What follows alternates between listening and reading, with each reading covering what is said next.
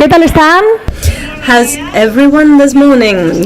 Good morning and welcome to our second day in EnlightED2023. I am going to kindly ask you to take a seat. I see that there are some people standing, so I'm going to invite them to take a seat to start this second day, where we're going to be dealing with artificial intelligence and all its multiple aspects. Yesterday we discussed AI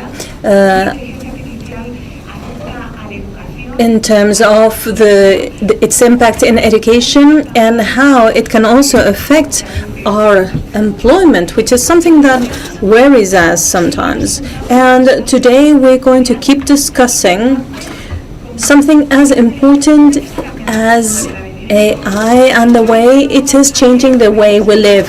For those who were not here yesterday, I'm going to introduce myself. I am a presenter from Antena 3 and I'm here with Maria Lamela. We are colleagues. She works in La Sexta broadcast channel, and it's a pleasure to be with her here on stage.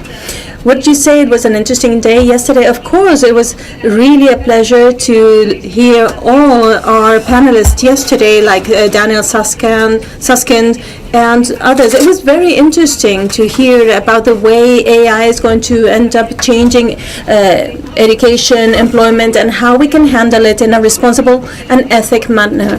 We also heard about the latest conclusions of the GEM report from the UNESCO. It was a very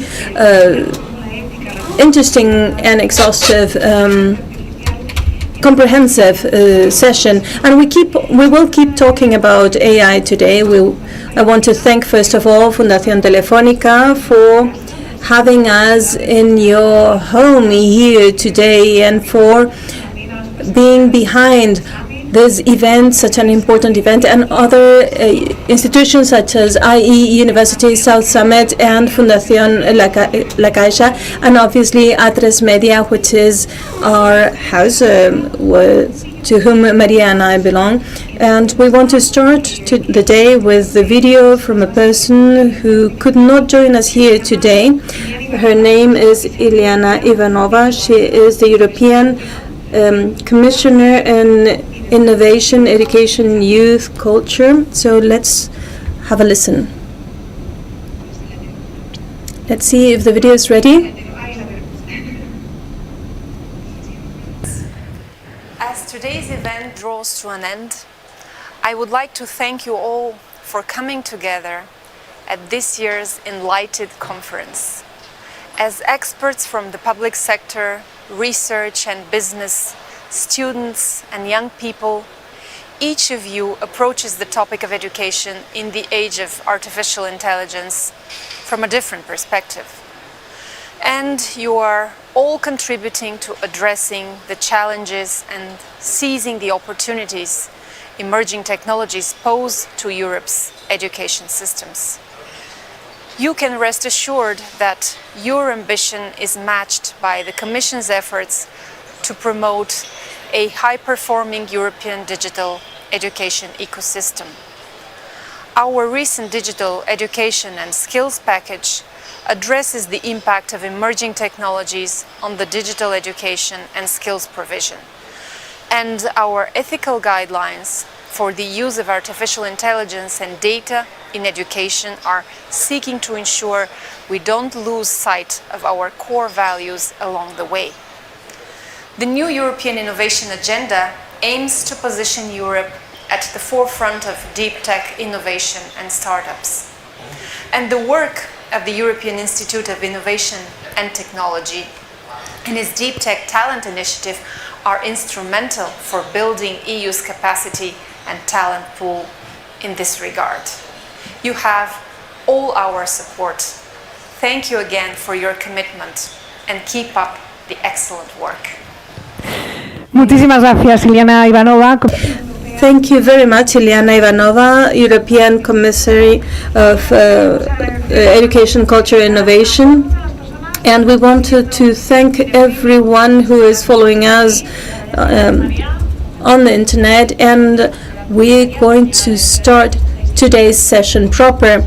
We want to thank everyone following us through streaming, and we're going to start with our first keynote speaker, Priya Lakhani. She is the founder of educational forum that supports educational centers and teachers by providing technologies such as artificial intelligence. Priya Lakhani is going to share the experience of building a successful project combining technology and education. Without further ado, we're going to invite her on stage, who will be also speaking with Victoria Navazo after her talk. Big round of applause, please. I'm so excited to be here today in Madrid with all of you, and I appreciate the next sort of 45 minutes of your time while I take you through the good, the bad, and the ugly of artificial intelligence in education. So I'm going to try and speak a bit slower because Victoria will tell you I'm known to be a bit of a speed train with the speed that I speak, and I know that we have translators here. But I also, at the same time, am warning you that you need to hold on to your seats. This is going to be a relatively speedy presentation because this is the most rapidly advancing and developing technology in the world. And I have 20 minutes, 19 minutes and 30 seconds to take you through the good, the bad, and the ugly. So you're going to hold on to your seats and your hats, and we're going to get through it. So the first thing I wanted to say was I was delighted to be asked to come here today by Telefónica. It's possibly a story for another time, but I'm a lawyer who then ran a food company and then ran an AI company. And it sounds like the most ridiculous career journey, but the North Star is I wanted to change the world. When I turned up to Telefónica's offices, Wires offices in the United Kingdom, about 8 years ago, and I said, I want to build an AI company that learns how the brain learns and personalizes education for any child. As a female in artificial intelligence who is not a former engineer at Google or Facebook, you can imagine how difficult it was to get investment and backers. I was probably the first person, WIDA, which is Telefónica's sort of incubator and accelerator program for businesses. They invested in me with me and a piece of paper. I didn't have any code, any tech, and any team. So I'm delighted so many years on to be able to address this audience here today. So on this subject, how many of you use artificial intelligence on a daily basis? Put your hand up. Okay, you keep your hand up. Keep your hand up. Keep your hand up. Add your hand if you shop on Amazon. Keep your hands up. Now add your hand if you search on Google or Bing or any other sort of search engine. Now everyone's got their hands up. You all use artificial intelligence every single day. You're using it on your smartphones to shop, to save, to pick movies, to watch films. You are using it every day. So the question is, why don't we use it across education for arguably the most important sector in the world? How many of you have logged into ChatGPT and seen the explosion? Put your hands up. If you have not played with this chatbot technology, it's free to use. It's not going to bite you. You're not going to break it. You need to try it out, okay? Because it's pretty mind-blowing in terms of how it works. Now, what actually happened was this technology came out in November last year, and it captured the masses in terms of their imagination. Here you've got some of the most popular programs and applications that you use. Look at the second dot. That's how long it took to get 100 million users of technology. So Netflix, something we're so used to using, took more than 3,500 days to get 100 million users. Even Instagram, right, over like 1,000 days. ChatGPT took just a few days to get 100 million users. So if you haven't used it, I suggest at least you try and have a play with it. Now, when we have a conversation about artificial intelligence and there are these chatbots, we have AI on your smartphones, you always end up in this conversation at a dinner table with someone, right? Either it's this utopian future or it's this dystopian future. And I love Marvel, right? So I'm just bringing vision into here for any fellow Marvel fans. It's this robot, it's going to take over the world, it's going to take over our lives. We're going to end up with some C-3PO from Star Wars in the classroom with our children, and it's going to be terrible. Today, actually, in artificial intelligence, we still don't have this artificial general intelligence. The key is an AI that can learn and adapt to new situations. AI is narrow.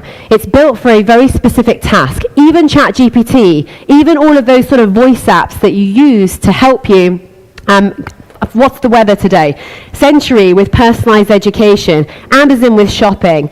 As much as like the CEO of Telefónica would like, that AI is not going to break out of the box and go and do their laundry for them at home, okay? It's not able to do that, okay? We're not there. So those conversations, all I would say to an education community is don't let them stifle the exploration of the opportunity of AI in front of you. Because often we get scared with those conversations and then we hold back and we're very risk averse and then we're not exploring the benefits and the opportunities. When it comes to technology, technology has already impacted education quite significantly. We actually started off with digital education on televisions many, many years ago. Then we had the computer revolution. Then we had internet and information accessibility. Then we had EdTech, and now we have AI. So there has actually been an evolution of technology available to education and in schools for many, many years. So what does that mean about now? And what's the good, right? What's the good of education? Well, with these chat tools, and if any of you are on social media, you're following educators, they're saying, how can you use this AI technology in the classroom?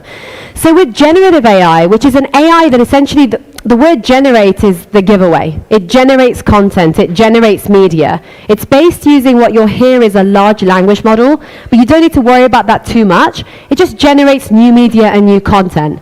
There are lots of use cases in modern education today where this technology is having an impact. People are using it to improve their writing, feedback on assignments, to generate ideas, to debate generation, right? What should we debate in class today? Quiz generation. And people are a little bit scared that students are using it to create the essays and cheat, and we're going to talk about that in a little while. But there are lots of good use cases. Have we got any teachers in the room today? Put your hand up. Okay, all of you, you don't create your lesson plan and what you're going to teach while you're at school. You do it on the weekend, you do it in the evenings, and you do it in the holidays.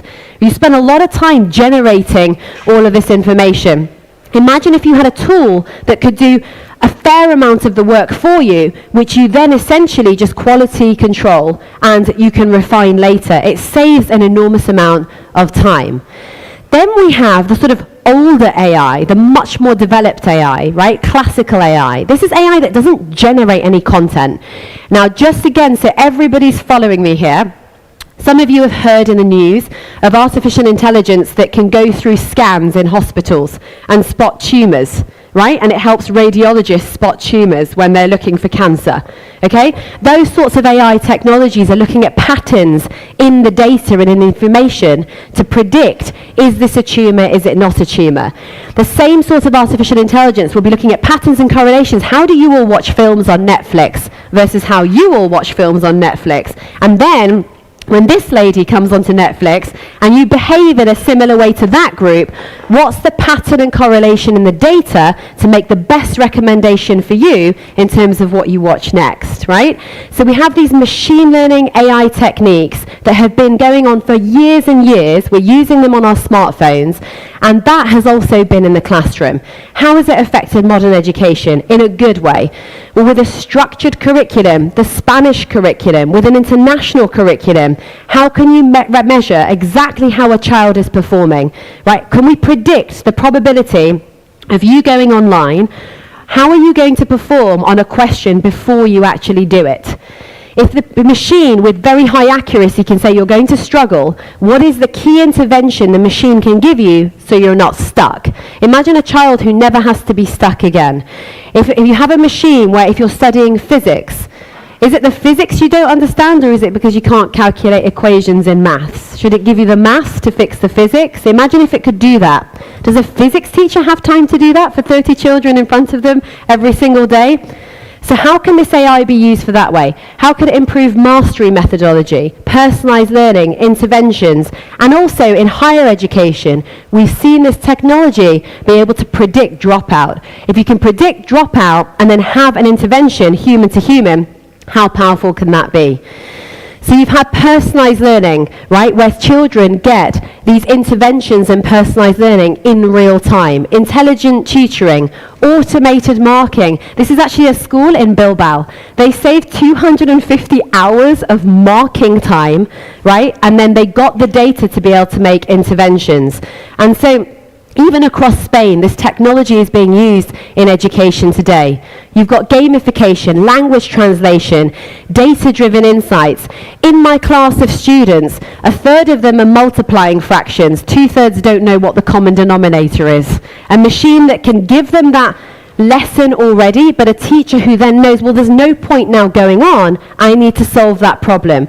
We know in education across the world, from Spain to all around the world, if there are gaps in knowledge at the beginning, right, and they widen, they only widen as they go through education. So we need to solve those learning, those knowledge gaps and those skill gaps. So we have all of these tools.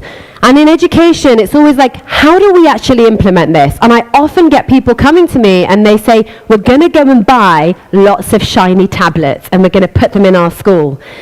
You don't buy shiny new hardware and put them in the school without a plan as to how you're going to embed it. I always say to people, having run an edtech company serving schools across 62 countries, that doesn't work.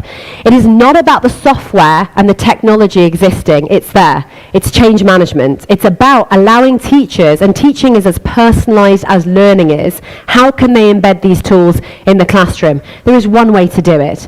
In the staff room, when you're talking to your fellow colleagues, you have a conversation. It has to be a problem-solving or a goals-driven approach. Is our key priority improving learning outcomes, efficacy in learning, motivation to learn, giving children the resources, the high-quality resources that dynamically will adapt and personalize? Is it increasing the impact of the teachers? I know most people would tick all of these boxes. But what is the key problem you want to solve using AI technology? And then it's finding the tools to suit those particular goals or those problems. So essentially, about 9 years ago, we thought, how can we learn how the brain learns? How can we adapt the curriculum to the student so it personalizes in real time? And I'm just going to show you how you build a technology like this. We went away and we researched Google. We researched the systems, essentially, that have telemetry data. This is mouse tracking movements. Imagine a platform, a technology, a website, you log in, and it tracks every mouse movement. So, for example, with search engines, they don't just track what you click on, but they track on what you're hovering over as well. And they're collecting all of those insights and all that data. So the next time that this gentleman logs in and he asks a question, it knows exactly what you meant by the words, and then it gives you the right search engine results. Why can't we build that for education? Why can't we build a tool that can house English content, Spanish content, Arabic content, any content, from further education, higher education, to phonics, right? Things for 5 and 6-year-olds. If you track every movement and you use language AI to learn what the content is about, then I can learn whether you understand the content in front of you, through formative assessment, through questions, quick-fire questions, through summative assessment, gather that data, and then it can make interventions right at the point of need. So as a student learns, it tracks every mouse movement, it collects the data, and then it also provides insights. So over 9 years and 24 billion data points, over 100 million lessons, personalized lessons delivered, and 1 billion questions that we're about to reach, you can imagine the machine now has learned more than a single human, more than many humans, more than many human teachers. There is a pattern here, and here is where we need to make an intervention. The way it essentially works, this is in Spanish. Ruta is here. It analyzes every mouse movement, and it will say in maths, here is your personalized pathway. You don't understand, I think that's division. This is the Spanish platform, and I don't speak Spanish, but here we go, division. You need to focus on this. Ruta goes in, it gives her optional content, and you can see it's tracking and picking up every mouse movement. She's going to watch a video, she's going to skip. Now, a platform like this knows if you're guessing, hesitating, or skipping. How many systems do people put headphones on and just skip through multiple choice until they can get the right answer? I'm getting lots of nods, which makes me feel that you've done that before, but I will ignore this. And so, if a platform can see, well, hang on, you skipped through it. Now, if I'm a teacher and I have you both, and you both got 50% in my class, I potentially am going to treat you in exactly the same way tomorrow, correct? But you spent 4 hours learning, and really, I know, he's like, I desperately tried to understand the topic. You skipped, all right? You were there and you were just getting through it. Can you see how common sense even tells us you don't need to be a teacher? You should treat these two people very differently in terms of the intervention that you would make. So a machine that can track that information, and then you can go through the courses. You can see when students are even being disciplined. I'm going to find a topic in Spanish mathematics curriculum. I'm going to see how I was performing. I'm going to actually see the misconceptions the platform is giving to me. Is this a gap in knowledge? Is this something where I need stretch and challenge? And I'm going to proactively go there. And then, this is for you, This needs more effort. That basically means you're a bit lazy, okay? But it's a nice way of saying it. Needs stretch. Needs support, okay? Spend a lot of time on this, and praise for commitment. In a classroom, you ask most teachers, who do you focus on? They focus on the mean, because you have 20 or 30 students in front of you, a curriculum to get through in a short period of time. What's so fascinating about this sort of technology, and what we see, is they focus on the outliers. This is a technology where you focus on the people who are at the edges. Who is that person? What do I need to do? And where do I need to focus? On the person, what's their skill set, their strengths, their weaknesses? What should they focus on? Now, there is no teacher in the world where if you give them this, and you see the class and you see the children, they don't want that information. Because no teacher signs up to do what, let's face it, they don't do what they do for the money, okay? They're doing what they're doing for a living because they want to change lives. They want to impart knowledge of a subject they are passionate about.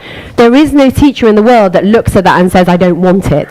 But the issue is scale, and there are all sorts of issues as to why there is a challenge in getting artificial intelligence technology out there into the village school, where those schools don't come to the conferences, they don't sit there, they don't understand actually what this technology is, and they're very focused on the potential dystopian future, and actually a slight misunderstanding about where AI is right now and how the AI has been developed.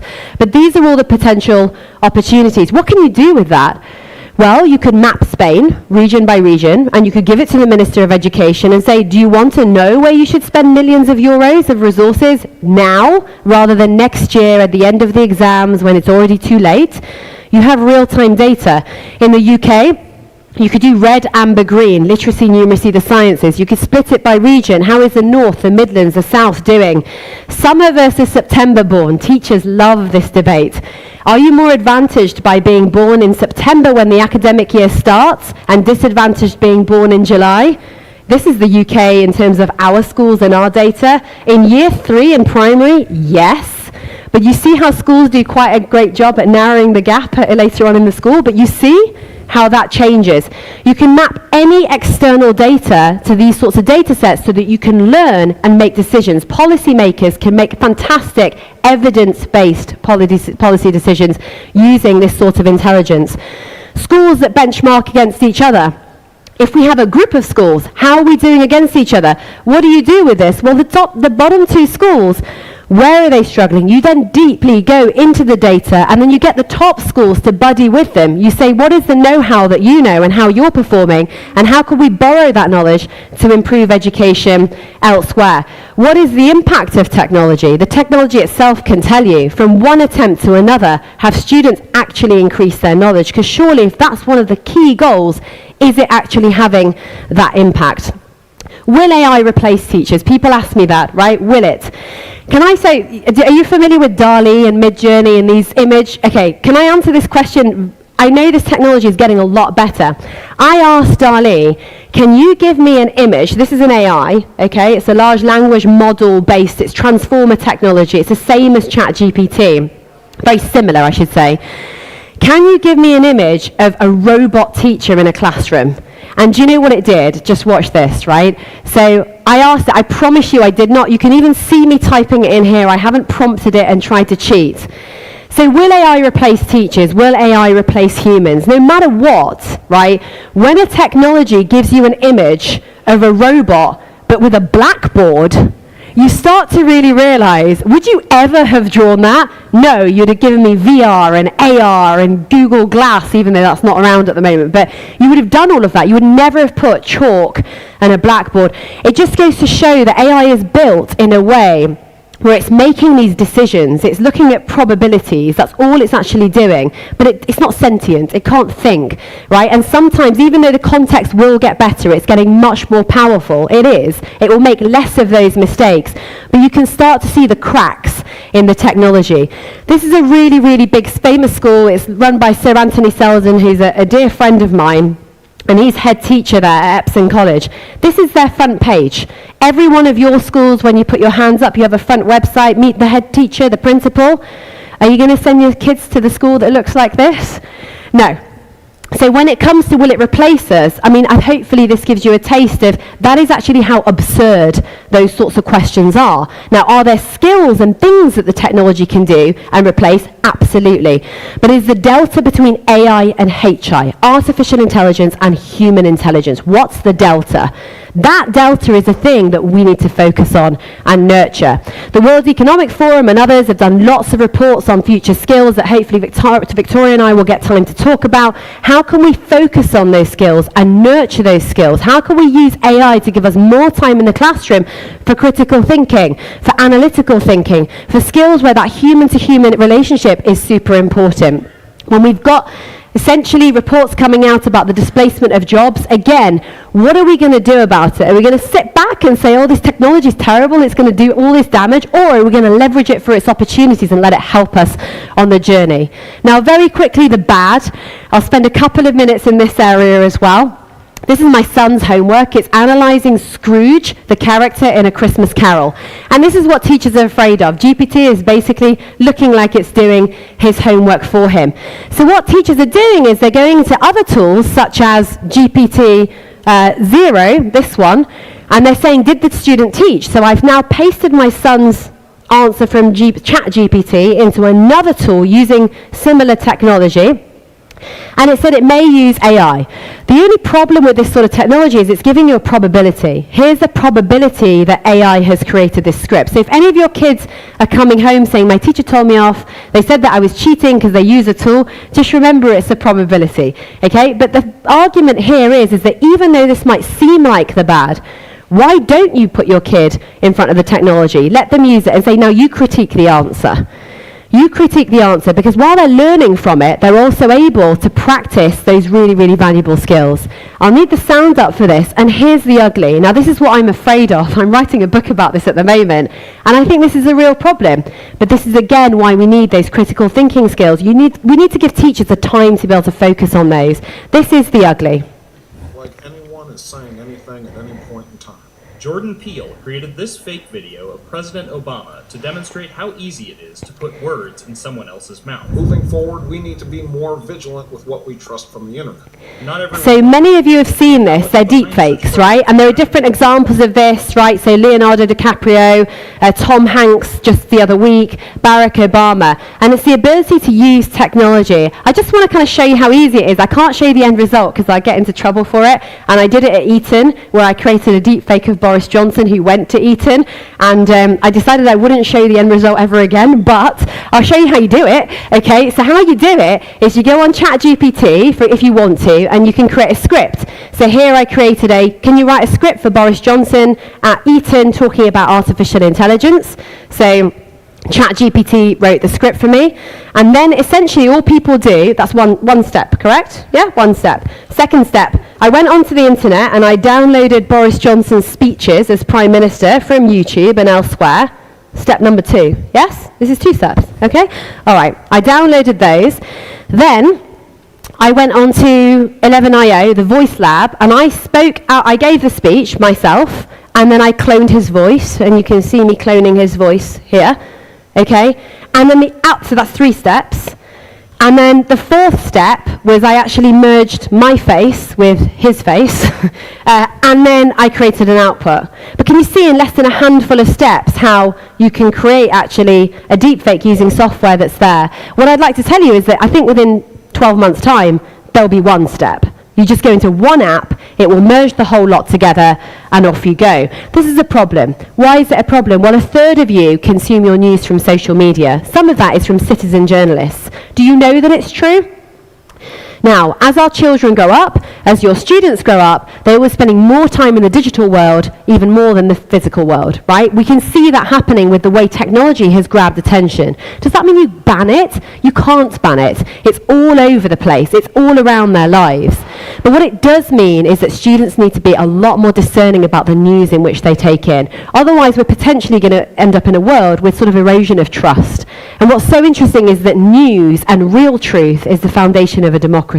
So you can see why is this important? Well, the good of AI that saves time, that helps us intervene, that helps us get the outcomes, gives us the space to focus on things like this. And not to end on such a bad note, when there are bad actors out there creating awful technology and leveraging technology that was usually built for good, but they're leveraging it in the wrong way and in the bad way, there are always people out there developing new things. This is an example of Fake Catcher, an application where what they want to do is put this on your browser and it will scan the blood flow behind any face on a video. If there's no blood flow, it will be a deep fake. Isn't that incredible? So the nice thing about this, and it sort of goes back to where I started on Telefónica, and thanks to them for investing in me to create AI for good in education, and Century, which you saw there, is that there are always going to be those innovators and those entrepreneurs that want to do social good, and there's another example there. Now, thank you for listening to me. I'm going to invite Victoria Navajo, who is the head of Wire UK, of portfolios, the portfolio companies in Wire UK, to join me on stage to ask me a few questions. Thank you. It's a pleasure listening to you as usual. This is for translation in case you need it. Perfect. Okay?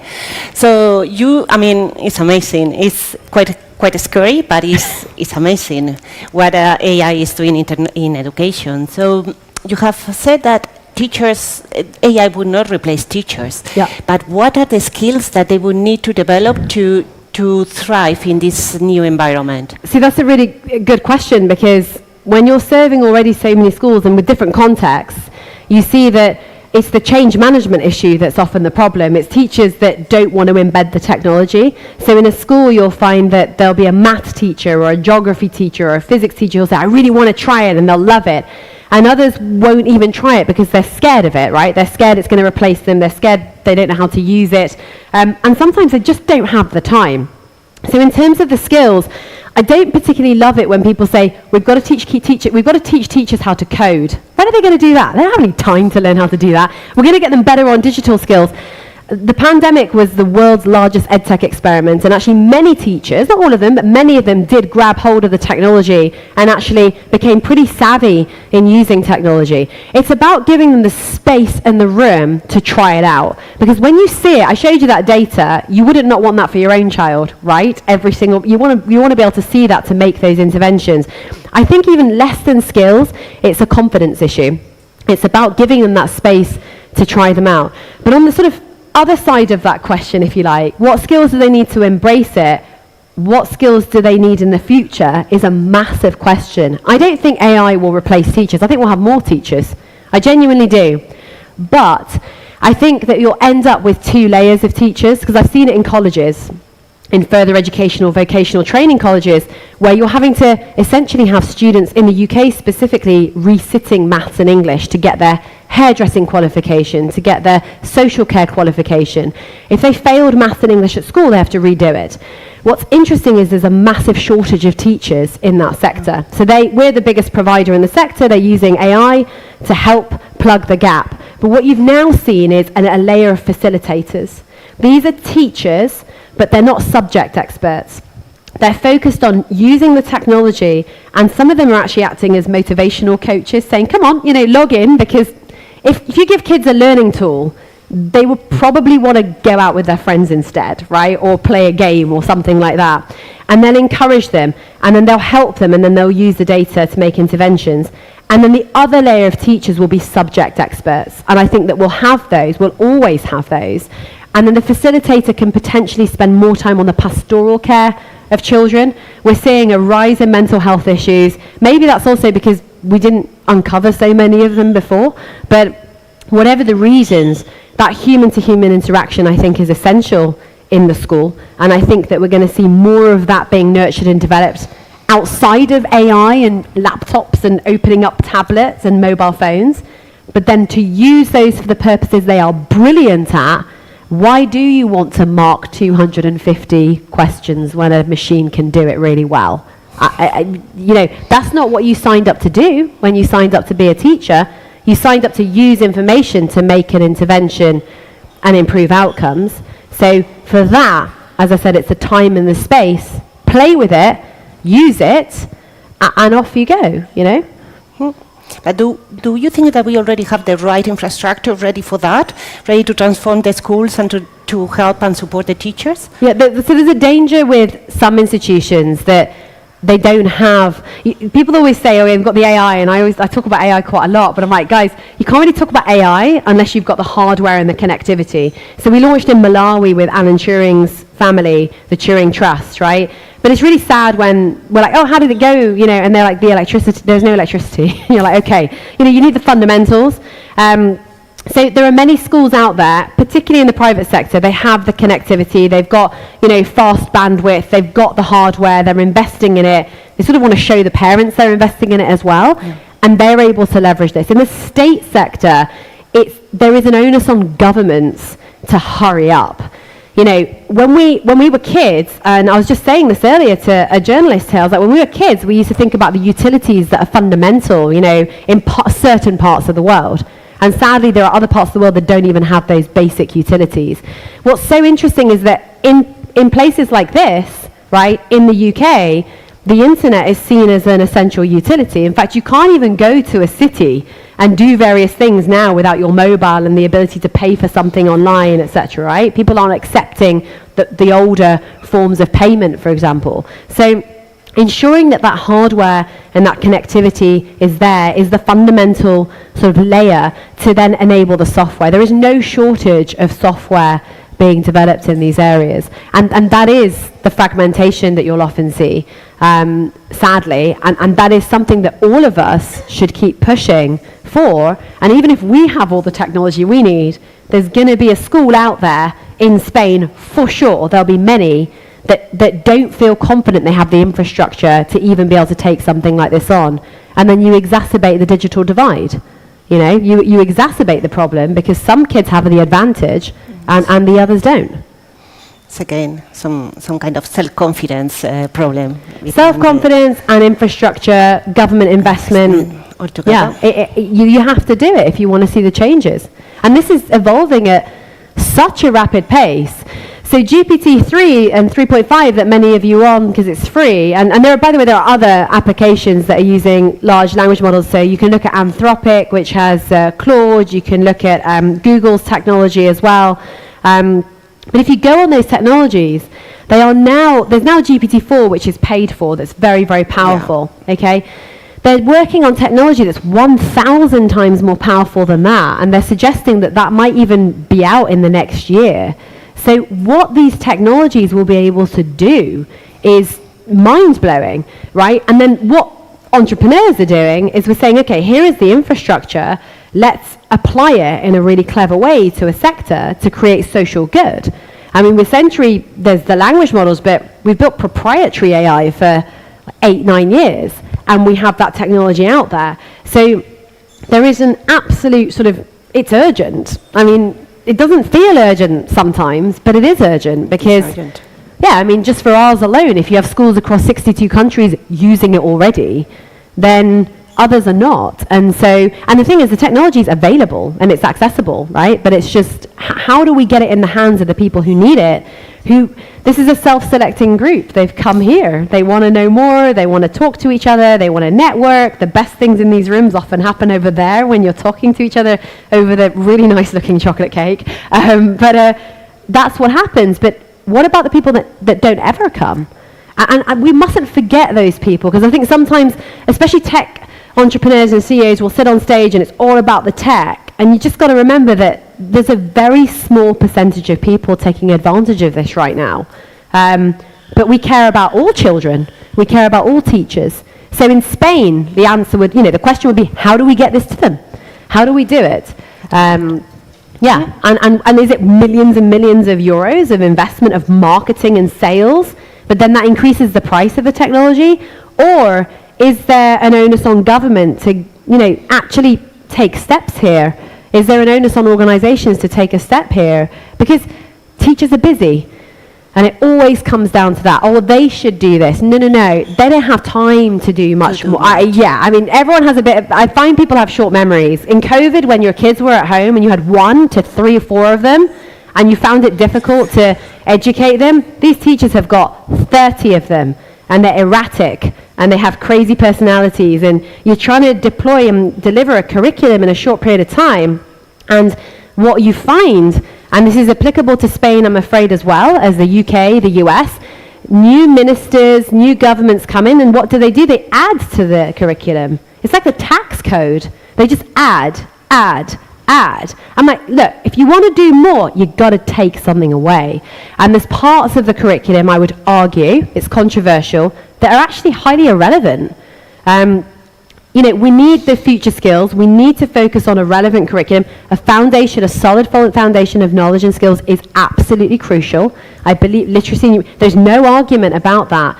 But there's a lot there that doesn't give teachers actually freedom and choice. You'll end up with some history teacher, I bet.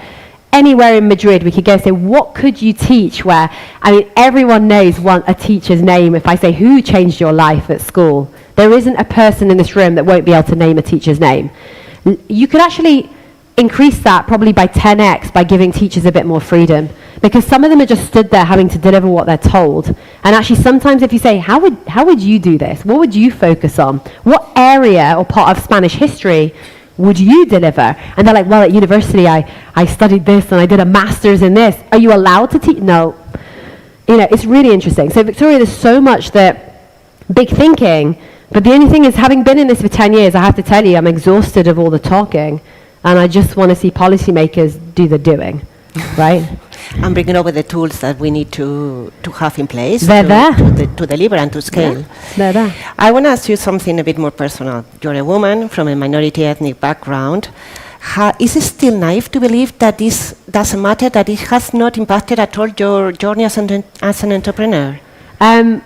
When I started this journey and I came to your offices in London and said, I've got an idea and I want to build a social enterprise. And the reason why it was so great was because they had this social impact arm as well that you sort of sign up to, and it's all about trying to change the world. And I was like, I want to create this company, and Wyra invested in me first.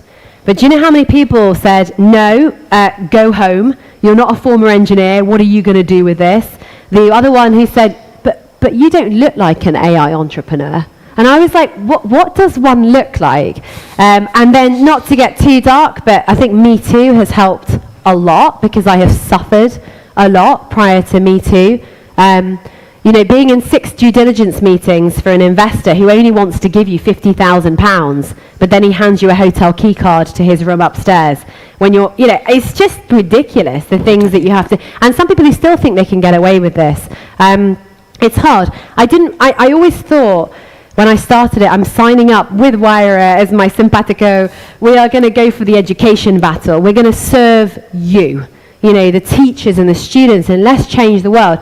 I didn't realize actually that I was also fighting a gender battle and a race battle and an accent battle. I'm from the north of England, and all of that. And it's really hard. So it is naive to think that it doesn't matter at all. But what I would say to anyone, even teachers in the room who've got a cool idea that will transform the classroom, and you're waiting, listen, we cannot be defeated by this. This is a battle worth fighting, okay? And I get goosebumps when I say it. It is a battle worth fighting. We're fighting it for everyone who comes after us, but these are social problems that need fixing yesterday, right? And we can't give up. And the wonderful thing is there is so much opportunity actually now because of a realization of the issues. Do you know how many panels and more things I get invited to do because I'm not a white male, right, from Oxford or Cambridge. And I know that sounds, sometimes it's really awful. The other day I got asked to sit on a panel because I am the diversity factor, and I was like, oh, I don't want to. I want to come because I can add value. And that's your decision. And I'm being honest, right? And I think Victoria knows when she asked me this question. She's known me for long enough. I'm not going to give you a stage answer. I'm going to give you the truth. The point is, every single one of us, from our backgrounds, no matter what you look like, and if you are white and male, we all have our own sort of stories, our own backgrounds, our own experience to add value, right? So you've got to take and grab those positions. So if you are a female, if you're from an ethnic minority, if you're from a different background, inclusion and diversity is much more than just, gender and ethnicity. It's about economic background. It's about all sorts of things. But I would just say step up and take the opportunity, because actually people are looking for you right now, and you have, in a sense, that advantage to take. But it all boils down to a very, very simple thing. And the reason you fight the fight, and the reason it's worth it, and the reason you face adversity, and so many of us have faced all sorts of adversity and challenges in our life, and mine will be a different story to others, is we're all driven by a North Star. We're all driven by a purpose. And I know that many of the teachers who put their hand up in the room, or your educators, you're doing it for a reason. And it's just reminding yourself of that every day. For me, every time I get a kid who writes into the platform or into the office, I got an I, heart, sen, and then Cheery was written at the bottom from this 6-year-old posted to my office. I had a child who said at the back, this was the one I'll never forget. She was really quiet. I went to visit the school, and she said to me, she came up to me afterwards, she made sure no one could really see that she was cut. It wasn't in the middle of everyone in the school. And she said, I want to thank you because I'll never be stuck again. And I said, but you've got your teachers. And she said, but when I put my hand up, I get picked on by the kids, I get bullied. And I thought, wow. It's cost me £22 million to build this company. A lot of investors, but 80 to 90 angel high net worth investors, Wire and MIT. I have no venture capital, no private equity, for various reasons. And that girl was worth £22 million, right? And then there are so many more of them out there. So if you have that North Star and that purpose, Victoria, despite all the challenges and all the problems, you get through it. Because there's something much more important out there to fight for. I would love to keep on asking questions, but that thing over there says time is up. Wow. And it's in English. Priya, shut up. So I think, I don't know. Listen, I just want to say that if anyone wants to reach out, Victoria, they can ask one questions. Question. Do you have one question? It was short and sweet. Do you have one? You have a question? One more and that's it. Okay. If you could travel back in time, what advice would you give to your 20-year-old self? Oh my gosh, 20-year-old self. I think I would say, actually, to my 20-year-old self, don't care too much what everyone thinks. I'm known, by the way, today, I'm 42. I'm very proud to say that I'm 42. She looks because great. No, you're lovely. You're my friend, so I don't trust you. That was fake news, there. No way. We don't need AI. I'm super You're very honest. sweet. No, you're lovely. I'm 42, and I'm proud to say that I'm 42 because in this world where, last weekend, it couldn't get any worse.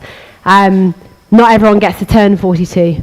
So I'm really lucky. But I'm known as one of the most disruptive and rebellious entrepreneurs out there. I'm super ambitious, but I'm ambitious for making difference. When I was 20, I wanted to be a barrister because I thought equity and justice was how you change the world. So I thought, that's what I'll do. And that's my whole life is, I'm an East African Indian kid who was born very privileged. And I spent lots of time in East Africa where there was lots of poverty, and I wanted to change that. I felt embarrassed that I had a pretty dress and pretty sandals and, a car with a driver when you go to Nairobi. You have servants in servant quarters. And then there are kids outside your house that don't have fresh water. And I felt, frankly, embarrassed in that situation. So I wanted to change the world. But I think when I was 20, I thought too much what everyone... I thought about what everyone thought, what's their opinion, and that mattered to me too much. I don't care what anyone thinks now. I just know that you just got to have a vision and a focus and say, whenever you see me now, there's me, there's my focus, there's a straight line between me and that, and everything else is noise. Everything else is noise, because you just got to go at it. So I would say don't care too much about what people think, but also, that's for me historically. For a 20-year-old now, what I would say is, look, and I think they're much more savvy than actually many of us, right? With the technology, things are changing. But the policymakers that decide the structures within which you have been educated and within which maybe you might proceed in your lifelong learning journey, it's a little bit old school. So the world actually has opportunity at your feet. And you don't need to follow a traditional education path. You could go online, you can upskill yourself. Lifelong learning is the key skill. I like to call it learning agility. Like agile in terms of technical and manufacturing development, and basically upskilling and reskilling depending on change. That opportunity is there for you. Those future skills that I put up on that slide before, every teacher has been teaching you those things despite the education system. That's one thing I do know.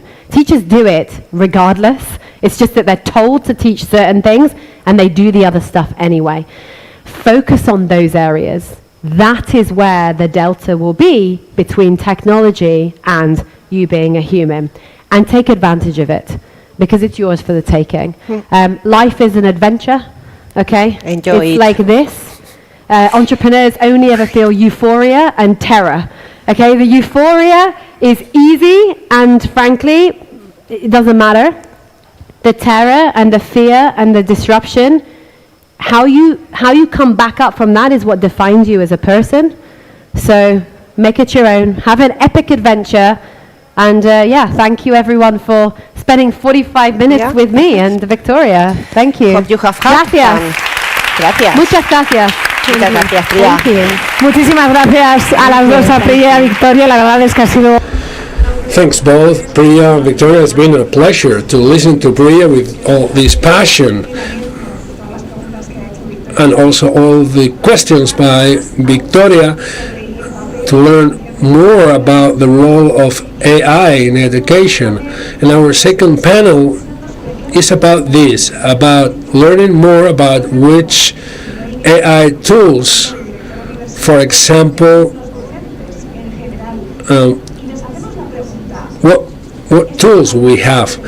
And the question is, these tools, AI tools, do they guarantee learning? Are they useful for teachers? How can families be involved?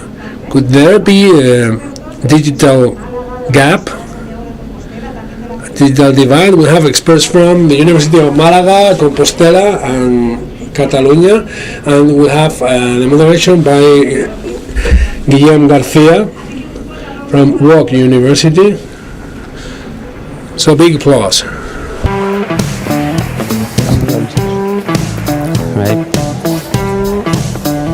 Que ahora van a venir.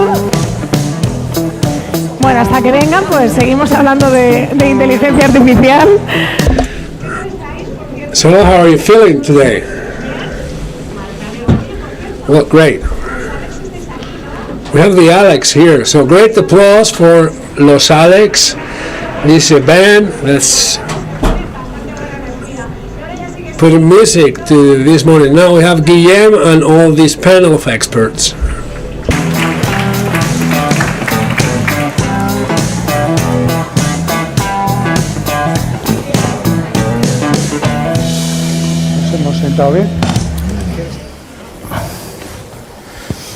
Hola a todo el mundo. Good morning, everyone. I'm Guillem Garcia Bustenga, and I come from the Education Innovation Center at the UOC, University of Catalonia. We focus on studying trends and seeing which of these trends, both technological and social trends, can have an impact on future education. And as you can imagine, this year we have focused solely on generative AI. But actually, less than 1 year ago, we didn't know this. And this has made a difference in the educational agenda. to discuss this, I have three experts with me. I had Antonio Hernandez Fernandez. He's a physician and linguist, and he used to be a high school teacher and vocational training teacher, and now he's moved to the Instituto de Ciencias de la Educación of the Technical University of Catalonia to train teachers in AI. He's also in the ethics committee of this university. We also have Alberto Bugarin. He is a professor at the University of Computer Science and AI and coordinator of intelligence systems groups in the innovation system on new technologies at the University of Santiago de Compostela, and he researches on AI apps and natural language generation and trustworthy AI and flexible computation. And then we have Cristina Urdiales García. She's professor of electronic technology at Universidad de Málaga. She's got 2 PhDs, one in robotics and another one in AI. And she researches on the use of AI in the personalization for robotics in rehab. This year, generative AI has boomed in education, and the institutions have gone through different stages. From a stage where they wouldn't know anything about this, students would know more than teachers about this. A second stage where they will laugh at AI. There were headlines where they said AI is not a good student, but the student that passes the main exam, the high school exam. Then some defensive stages where some schools and universities would ban AI, and then all activities would go back to be oral activities. Then when they saw you could not fight against this, they tried to live with it. And my question is whether we are in the next stage where they are trying to leverage AI to improve the teaching and learning process. This would be my first question. The first question, which is open for you three,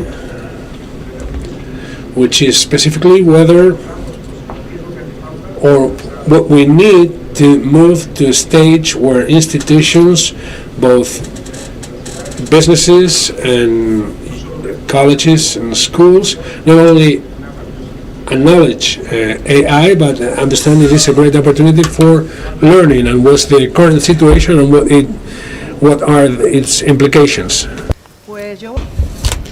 Well, I'll be the devil's advocate. At an institutional level, I would say that although it is clear that things need to be done, resources are not being set aside for this as we should. Sometimes it happens that something emerges and for some time we don't do anything, and then it's imposed on everyone. For instance, bilingualism in high schools. What happened with this is that overnight we had to provide lessons in English of different matters, such as mathematics, when teachers did not have the necessary language skills, or digitization, at least in my area. We started by having to buy a laptop or a tablet for each of the students, but teachers did not receive any guidelines regarding to what they had to do with those computers or tablets. So most of them use them for playing in the classroom. And more recently, we experienced COVID. On a Saturday, we get into lockdown, and the guideline for universities, high schools, we were forced to access online teaching the next Monday. Some people are ready for this, but many people aren't, and the official policies in this case is either you swim or you drown, and you're just compelled to do it. And we have all heard horror stories about children not knowing their teachers or not having seen their teachers in months, and they have been sent off to their houses with a lot of homework to do, and they don't know how to do it. I think that you have what you pay for. All teachers are extremely busy, and we do not have the time for preparing for this if we do not take time from other things. If teachers are not ready to incorporate artificial intelligence because they're not ready for that, they have not been trained for that, and they do not have the time for that, this is very complicated. So the old idea of when you have a hammer, everything looks like nails does not apply in this case. What we need to do is not adapting old methods to new technologies. What we're going to be doing if we are not ready to do this change is adapting new technology to old methods of teaching. So what I understand here from what you say is that teacher training is one of the main keys in this process.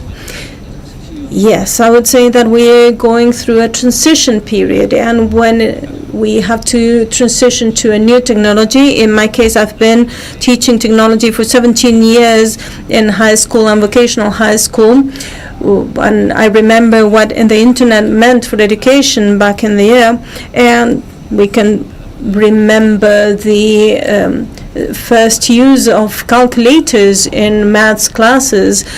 Some people claim that calculators would end up with students not knowing how to make those calculations in their minds. Luis Magdalena mentioned that we needed to have AI-free areas in high schools, and many people advocate for this, myself included. I think teacher training is very important. We need to develop training according to the specialty of each of the teachers. We need to devote the right time for this training. We cannot do this overnight because, as Christina was saying, what we might end up doing is just sort of a pretend adaptation to the new technology. But I would also like to give teachers peace of mind in the sense that this powerful knowledge that Gregorio Yuri was mentions is very important. If we think about the ChatGPT UNESCO report, we could see that the first question was related to the fact if people were interested in receiving truthful answers from ChatGPT, or if they just wanted to have some fun time when asking questions to the artificial intelligence. So, do I really care about the truthfulness in the answers from ChatGPT? If you don't really care, there's a second question that is also key. Do I have the right knowledge to know if what the machine says is true or not? If I request the machine to give me an automated program, can I actually oversee that there are no mistakes in the results? We see that students in primary school, secondary school, do not have the right knowledge in many fields in order to determine if the answer provided by the machine is right or not. If we're looking for the truth, if we're not just looking for having a nice time chatting with a computer. Now, there's another aspect regarding the ethic aspect, which I think is really important, and that has to do with the fact that if as human agents we are ready to accept the ethical aspects related to the use of these technologies. The fact that we're playing with this tool implies a certain cost in terms of energy consumption, etc. So this affects the environment, and this has been trained by people sometimes from the non-developed world, and who have been paid very low wages, and therefore we need to have very clear in our minds what tools will be really useful for us, and then be trained in our specialty, whether it's Spanish language or mathematics or physics, and the tools that I will need in my classroom so that I can convey to my students all these layers. We need not to forget that knowledge is going to be crucial, and also we need to convey the ethical aspect involved in the use of these technologies and the techno-ethical aspects. So knowing the way these things work is also very important. From your viewpoint, can you tell us more about this, Alberto? That's right. When we talk about training or getting to know the tools, as Antoni has said, sometimes we put the light on the teachers, on the people who are going to be in charge of teaching our children. But we also need to train or teach the children how to use these tools appropriately. This is more related to the academic part of it, the educational part of it, but the truth is that when we know how these tools are, what these tools are, we can understand if they can offer us what we need, and we can also lower the expectations that they generate. As you said in your introduction, Guillaume, there's a sort of denial from certain institutions when it comes to using this type of tools. Other institutions have embraced very warmly these type of new tools. We know that every year there are several reports published regarding technologies in the long term, in the short term. One of the most famous one is the Gartner Consulting of Business, and they tell us that we have placed great expectations on the AI and the new tools. Now, from that peak, we always see a drop that brings us back to the ground, to reality. And this is toward the point towards which we are heading at the moment, and that will tell us if these tools are really satisfying the needs that we have, or if this is going to have a best before date, so to speak. We have never seen the innovation of this size, but we have seen other innovations in the past. Now, there's a big difference in 3 months, as we heard before from Priya. ChatGPT got 100 million users. This is completely disruptive when compared to other type of tool that we had seen before. But since February and until August this year, we moved up to 180 million users. So we see that there are millions of users of these tools that feel very attracted by this type of technology, and no institution can go against this wave. Now, the question that comes up is, how can we really ride this wave, and how can we use this technology? And this is where we find the difficulties. We have the need or the idea or the interest for using these technologies, but in order for this to materialize, we really need a plan. This means we need resources, we need to train our teachers, and we also train the younger students at all levels. We need time. We need to give value to the use of these tools. This is where the human factor comes in, and the fact that we cannot turn the learning process into a sort of plant-based system or manufacturing learning. To give you an example, we have a teacher telling something in the classroom, demands some homework to be done, to be sent in the platform, and the teacher monitors the results of this homework. This is asynchronous, this works through the platforms. That model is already dead. The generative tools, in particular the LLMs, have already broken this type of model. So this is a sort of the idea somebody is dead but still not aware of the fact that they're dead. And this is what's happening.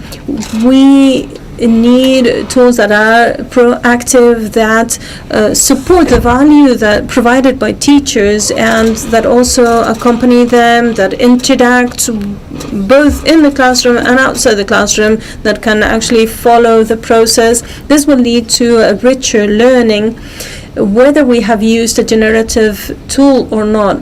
The important thing is that our students will have learned and they will have profited from a good learning experience that is valuable for them in the future, and that is not a simple memorization type of exercise.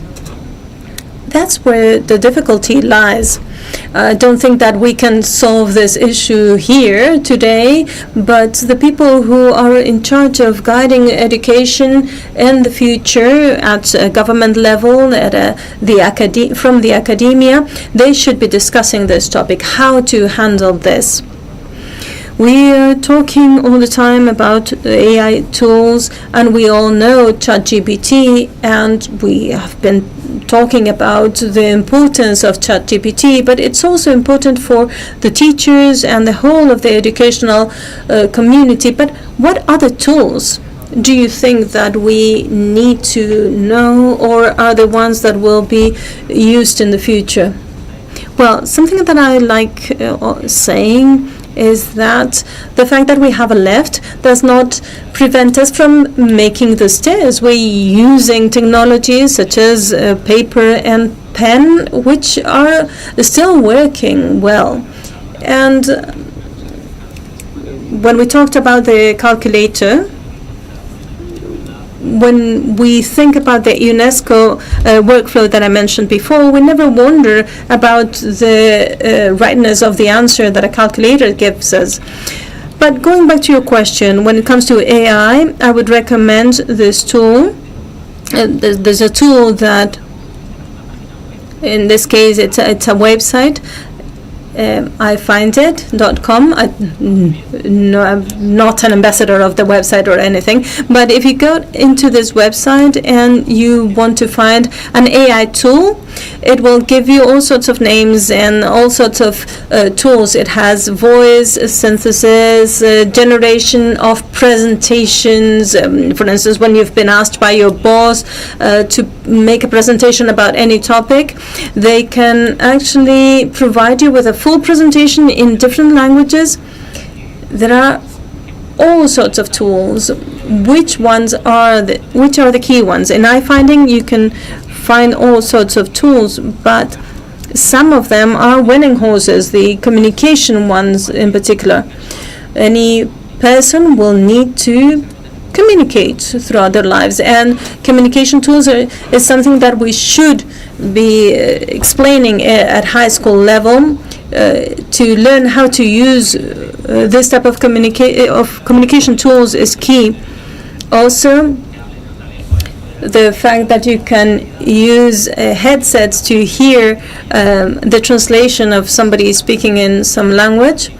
But at the same time, we won't stop learning different languages. The fact that we have cars doesn't prevent us from doing exercise. It just enables us to travel faster. To be able to speak 2-3 languages is a way of fighting neurodegenerative diseases with age. In biology, we do not usually think of tools related to biology in high school teaching, but there are different tools related to how to create proteins or synthesize proteins. There's a researcher in Barcelona who is working with this type of AI and is getting amazing results. There are many language tools, but none of the language matters that are subjects that are being taught in primary and secondary schools never use this type of machine learning tools. Design, I've been working in the art and design school in Terrassa for many years, and we saw there was this explosion last year with ChatGPT, but we had been working with the different versions of DALL-E, and it is sort of scary for the artistic environment, the creation sector, but it's true that this has made it easier to create a logo, for instance, or different design creations. But it's still useful to learn how to sketch things in a tablet, on paper, and we need to teach these skills from the very early years of students. And I think the key to all of this is honesty and transparency. Sometimes we put the focus on students because we say, oh, students can use ChatGPT to cheat. And we've talked about ChatGPT 0 to detect plagiarism, but what happens with teachers? I've done an exercise with students of masters for teachers. I gave them feedback. I gave feedback to 30 students. Everyone says that giving feedback is very useful, but it's very costly. So what I did is I took the linguistic tool and I gave it a certain set of rules to provide an assessment, and asked it to assess all the exams from my students in this master's degree. And what you realize is that when you give this to the students and you ask them, how did the feedback go? And everyone was saying, oh, this was a fantastic feedback. We had never received such a feedback. And then you tell them, I did this with artificial intelligence. I did go through it and I checked it myself personally. But what I mean by this is that the key to the educational system is honesty, which we need to ask from students, but also from the teachers. We need to be very clear regarding what we know and what we don't know. So the student needs to know, I don't know this, and the teacher needs also to say to their students that I'm being honest with you, and I'm using AI for this. The education is based in transparency. This would be the ideal situation, but, and I am glad that you brought this up, because I think that's the elephant in the room. When we talk about AI and education, the first thing that comes to mind is fraud. Students are going to be using this in a fraudulent way. So what we need to do is probably change the way we assess things. So, Alberto, in your view, how do we need to assess learning in order to prevent this type of answers? Well, I think we need not only to focus in the fraud. I think that the tools are at the disposal of students and of teachers. Last year, we saw an article written by professor who said that he used ChatGPT for the project requests. For those of you who are not in the know, when you, from the ministry, you ask for a proposal, there's some part of the process that is some sort of routine tasks, and if you shorten the time that the person needs to spend on those tasks, and they can focus in the most innovative part, that's excellent, and there's no problem in having the rest of the forms filled in by a computer. But maybe we should think that the process should be simpler and there shouldn't be so much red tape involved. So in education, I would say it's the same thing. The only caveat is that we need more resources. The teachers need to do a follow-up of the progress of the students, and this should be done hand in hand with the very students. A simple assessment at the end of the term or the year is not enough, and a late feedback is not useful either.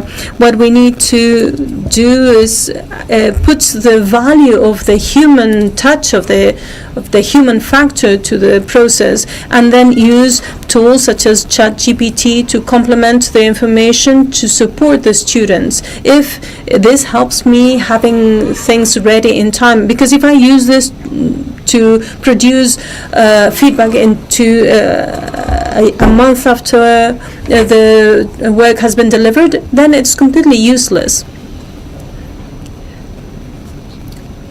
We need to reinforce the time that the teachers devote to this and the students devote to using these tools.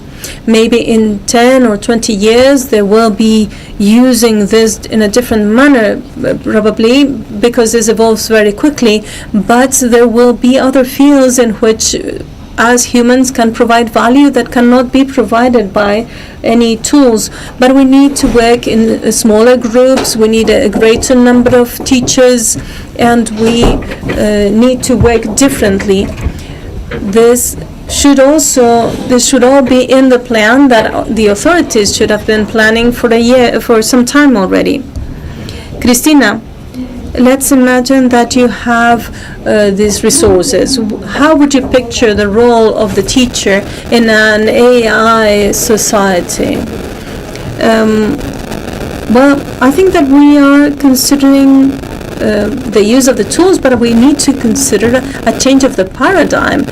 We live in the trenches, and on a day-to-day basis, we are always thinking in the short term, how can I prevent students from copying, for instance, from cheating, whereas we should be focusing in other aspects, more in a broader aspects, and how this affects the students. We know in the rehabilitation sector, we know what happens after you've been using a plaster for some time.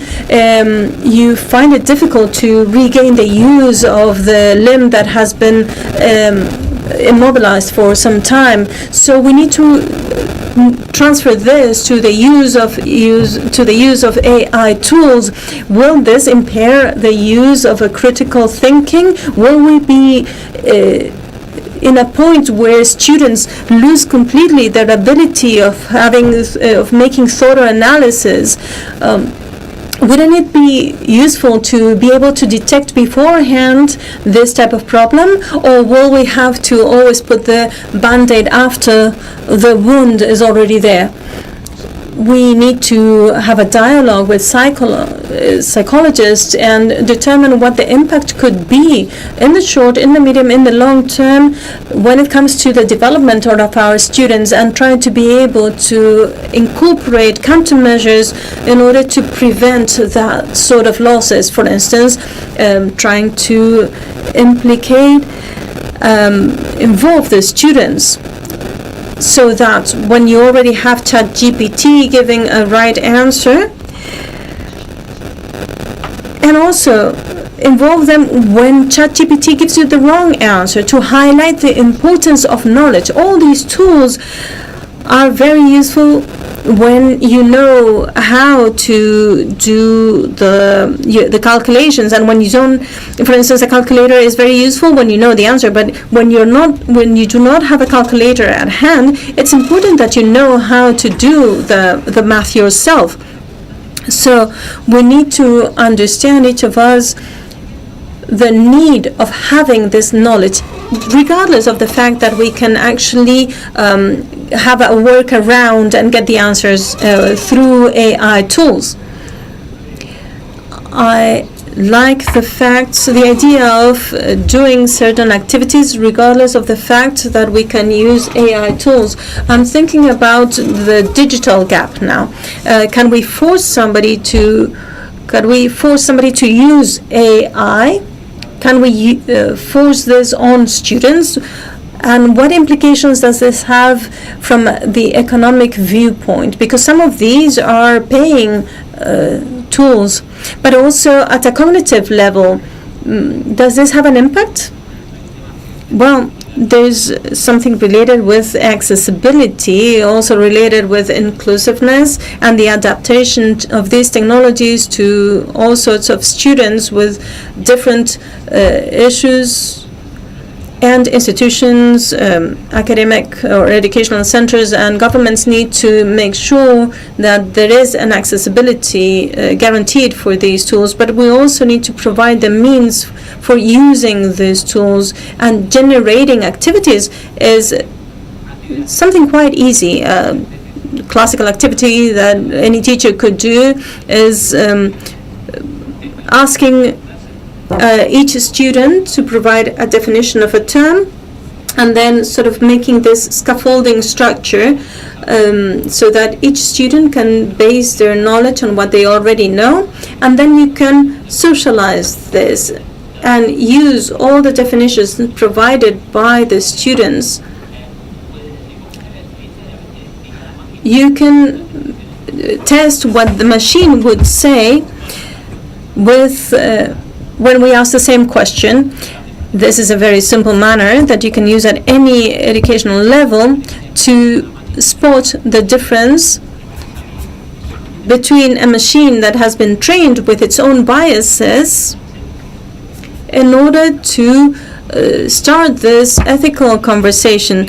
For instance, the professions that in English do not have a masculine or a feminine form, we see that the machine is trained to translate this into the masculine form or the feminine form, depending on the type of professions. We have seen this bias exist already, and we are talking about the skills that the teachers and the students need to have, and I think we can talk about the necessary skills that students need to have, because clearly we have talked about the critical perception that they have to determine if ChatGPT's answer is correct or incorrect, or how to handle how to navigate a sea of fake news that we can expect to have. When ChatGPT came up, I have a nephew who was in the first year of the last 2 years in high school, and he had been asked to do a homework, and he calculated the number of calories in a diet that he has found as an answer to a homework that they had been asked to do. And so I took ChatGPT and asked it, what does the Mediterranean diet looks like? And ChatGPT provided us with a very long definition. We were not copy-pasting in the computer. I gave him a paper and pen, and he found many terms that he didn't know what they meant, and we kept asking things, what are saturated fats, and then we started asking why saturated fats were important for the Mediterranean diet. Obviously, I was there to tell him that this was true or not, that if this was silly or not, but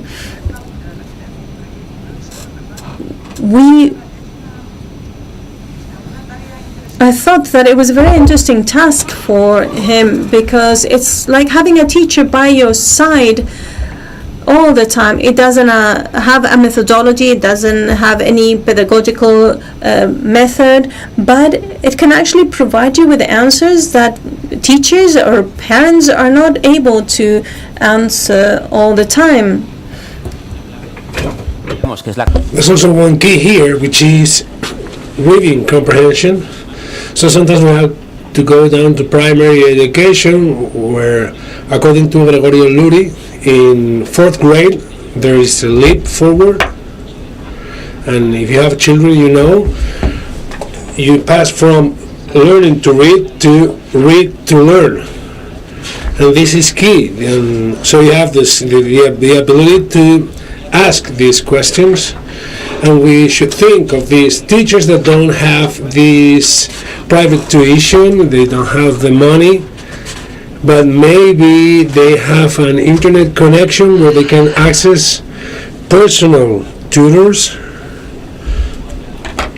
That might be machines. So in the near future, well, this actually already exists, where private tutor, this is just for a few ones, and maybe a machine can serve as a private tutor in some sectors.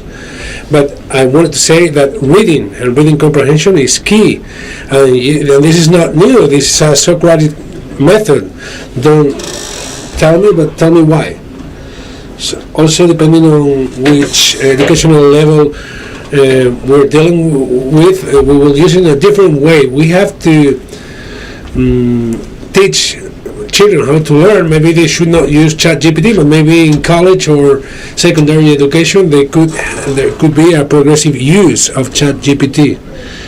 Well, we're running out of time. We're about to close this debate. Well, it seems that there are many ideas on how to work in education with AI. There are many limitations, great need for resources and information, but it seems that we are ready to move to this stage of leveraging these new technologies. Thanks, three of you, and see you next time. It's been a pleasure.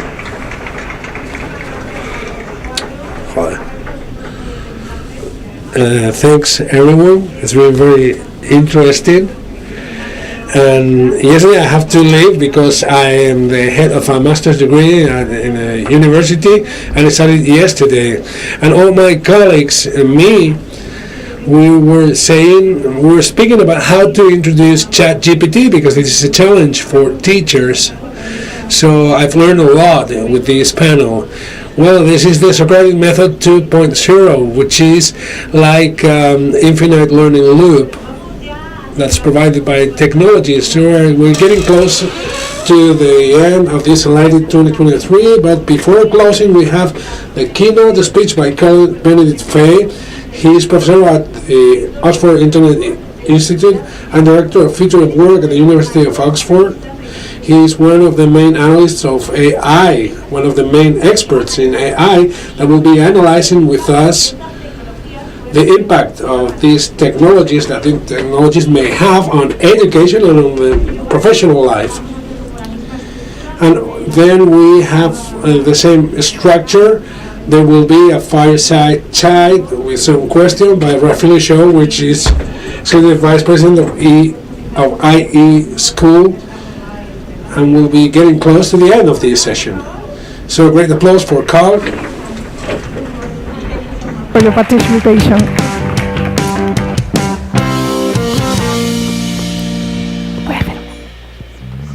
Thank you very much for your kind introduction. Thank you for the invitation. It's a real pleasure to be here with all of you in Madrid and having the opportunity to share with you some of the research we are doing at the Oxford Internet Institute, trying to understand how technology is reshaping the world of work and what that means of education. Technology has always been a double-edged sword. Nobody would argue that electric streetlight was a bad invention. It made our cities brighter, safer, less polluted. Yet for the lamplighters who used to light up the gas lamps every evening and provided for their families that way, it was a tremendously disruptive technology. In Brussels, as electric streetlights were introduced, lamplighters went on strike. Police was sent in to resolve the situation, which soon escalated, and the army had to be sent in as the lamplighters raided police headquarters. Technology is always or mostly disruptive. Yet for most of human history, technology has been a key driver of human prosperity. Before the Industrial Revolution, incomes around the world were below what we would regard the poverty line today. And if we could get the slides back up again, please, I could show you how incomes took off around the world in extraordinary fashion around 1800 as the first Industrial Revolution proliferated around the world. Those technologies created the world as we know it today. It allowed us to do more with fewer people. Yet if we zoom in on this period, which has created the foundation for the world as we know it today, we see a very different picture. In 1844, Benjamin Disraeli, before becoming Prime Minister of Britain, published a book called Coningsby, in which one character remarks that I see cities peopled with machines. Certainly Manchester must be the most wonderful place of modern times. The very same year, Friedrich Engels published his book on the conditions of the working class in England, which, needless to say, had a very different take on what was going on. Engels argued that machinery only serves to downgrade people by putting them in the repetitive motions of production, which he deemed to be unnatural. And he also argued that it was only automating work, relieving people of jobs and putting downward pressure on their incomes. And it's important to remember that this period that created tremendous fortune was tremendously disruptive for a great deal of people who lived through it. As the mechanized factory system replaced the artisan shop, people at the lower end of the income distribution even saw their wages decline. And this happened not just for a very brief period, but over a period of 70 years. And if you look at data on people's heights, for example, which is another indicator of well-being, what you find is that the cohorts born in 1750 was actually taller than the cohorts born in 1850, as this negatively impacted people's incomes and nutrition thereby. And I think it's important to remember that many of these revolutionary technologies, they did create political revolutionaries along the way. We all know about the Luddites who smashed machinery, but they were part of a long wave of riots that swept across Britain, Europe, and even China.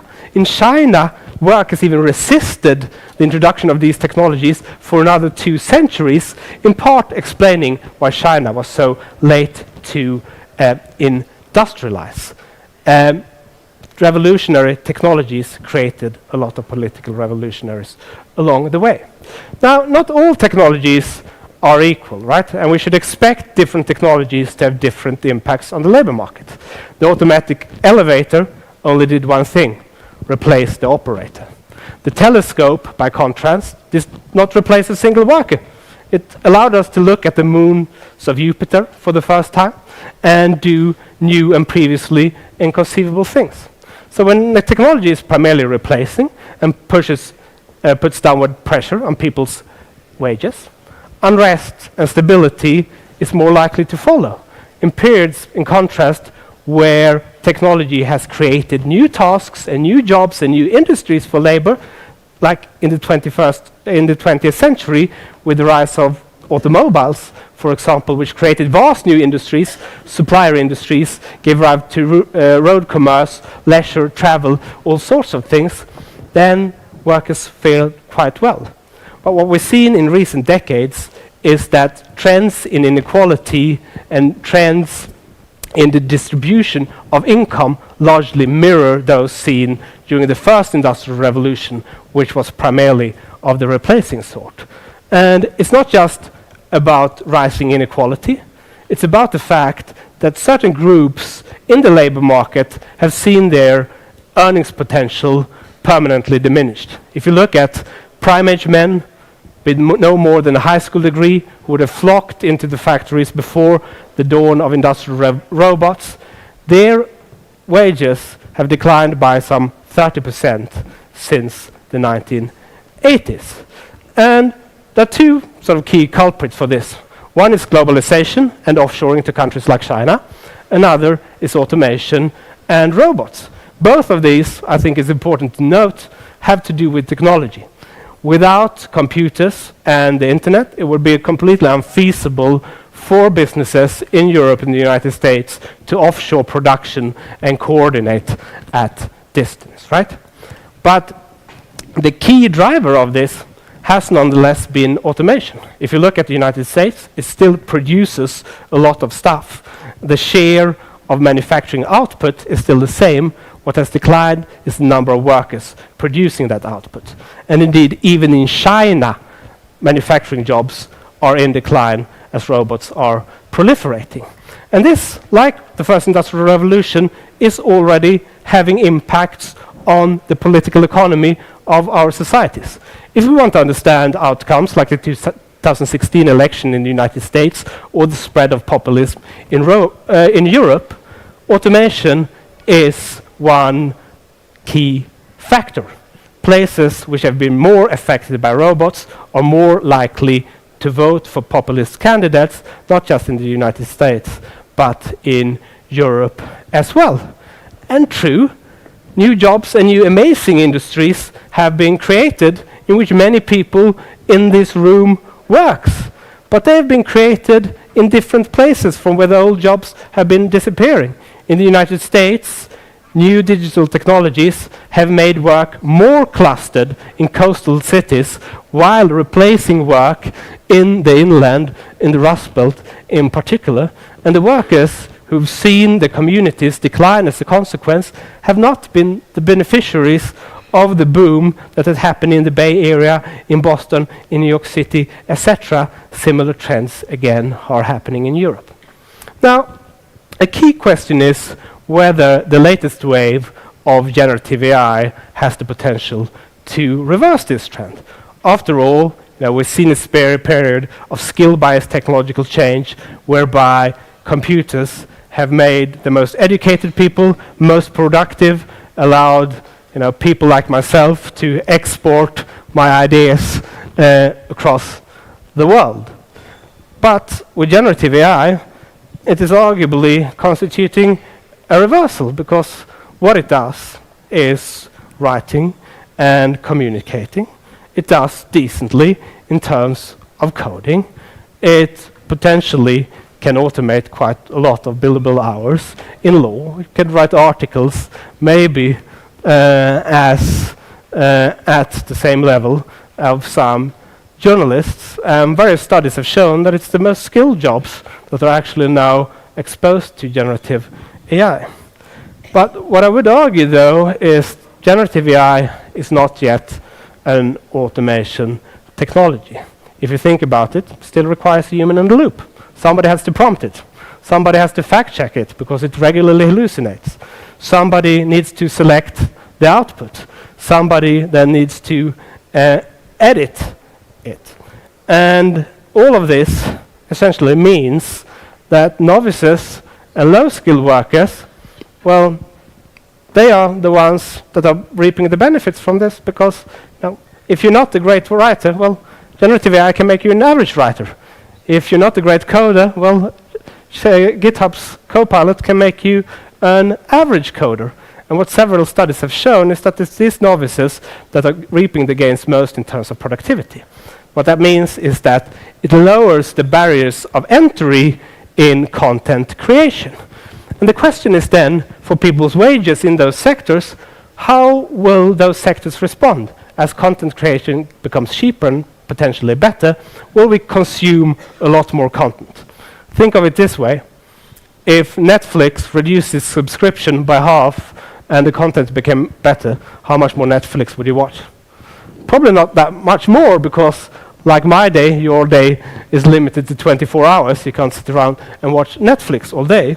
And as a consequence, what that means is that more competition in content creation will likely reduce people's wages in those content creating professions. I think it's quite similar to what we've found with the proliferation of Uber, where we see that with the invention of GPS technology, knowing the name of every street in Madrid was no longer a particularly valuable skill.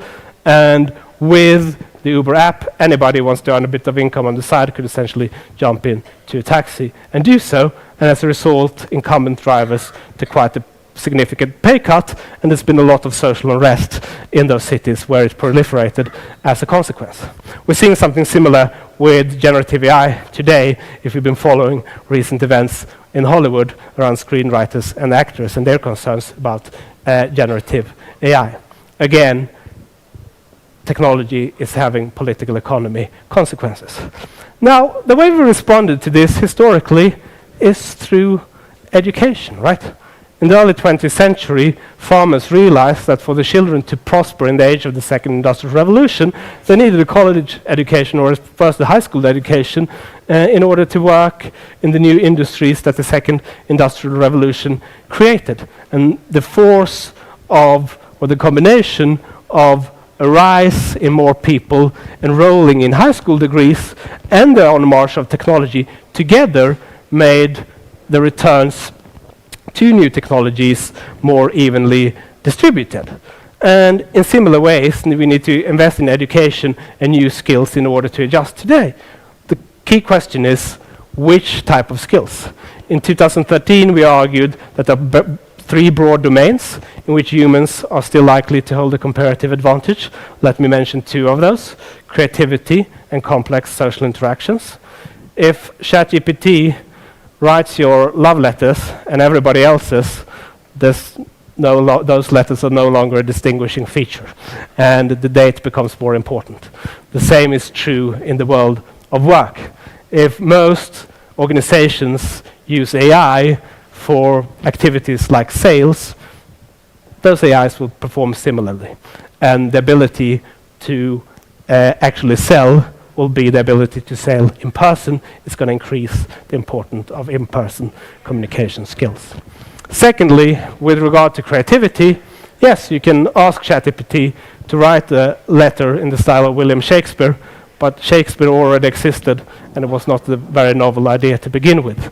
And where generative AI normally does well is in tasks where you have a clear objective or a reward function, like playing video games where you can write just maximize game score, or write this in the style of William Shakespeare, because you can benchmark against Shakespeare. But if you want to write something entirely new, what do you optimize for? You're optimizing for X, and X is unknown. So creativity is still one domain where humans will hold a comparative advantage.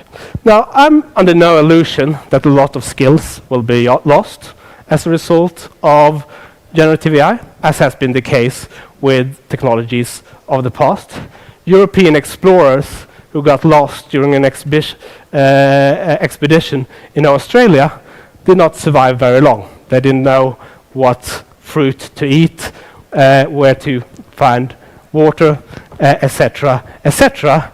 Their cultural learning wasn't adapted to the environment they were in, and if I would get lost in the jungle someday, I wouldn't survive very long either, but I would try to avoid that situation. It isn't too bad after all. But the camels who got lost as well, they could smell water on several kilometers distance and survived. What makes humans different is our ability to learn new skills and pass them down the next generation. What camels have learned has remained constant throughout history, and the same is true of horses that gradually got automated away with the automobile in the 20th century. Now, does that mean that it doesn't matter if we lose some skills to generative AI today? Well, I think it depends on how foundational that skill is. And when it comes to activities like writing, I think it would be a tremendous loss if we let ChatGPT write all of our essays. The reason being is not just about the output, it is about the process of learning. And the reason I can stand here and deliver a talk today is because I've written about these issues, which has allowed me to collect my thoughts. And that process itself is more important to me than the actual output. So I do think that the future of education, writing still needs to be there. But I am optimistic that we don't have to go down the way of horses, and we can alleviate some of the political economy effects I've been talking about. I think Leontief put it quite nicely that if horses could join the Democratic Party and voted, what happened on the farms might turn out differently. They might have used their political clout to bring the spread of the tractor to a halt. The same is true of humans, but we can acquire new skill, and we need to use our educational system and welfare systems to help people adjust to the force of technological change. Otherwise, we're not going to be able to harness the long-term gains of it, and it's not just the people whose jobs are replaced that will lose out, but society as a whole. Thank you very much for your attention, and I look forward to the following conversation. Thank you.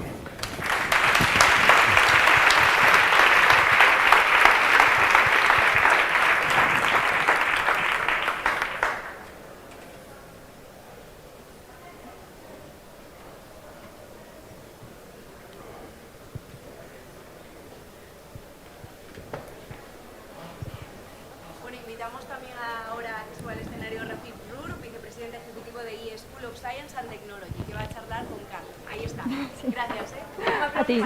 Bueno, gracias.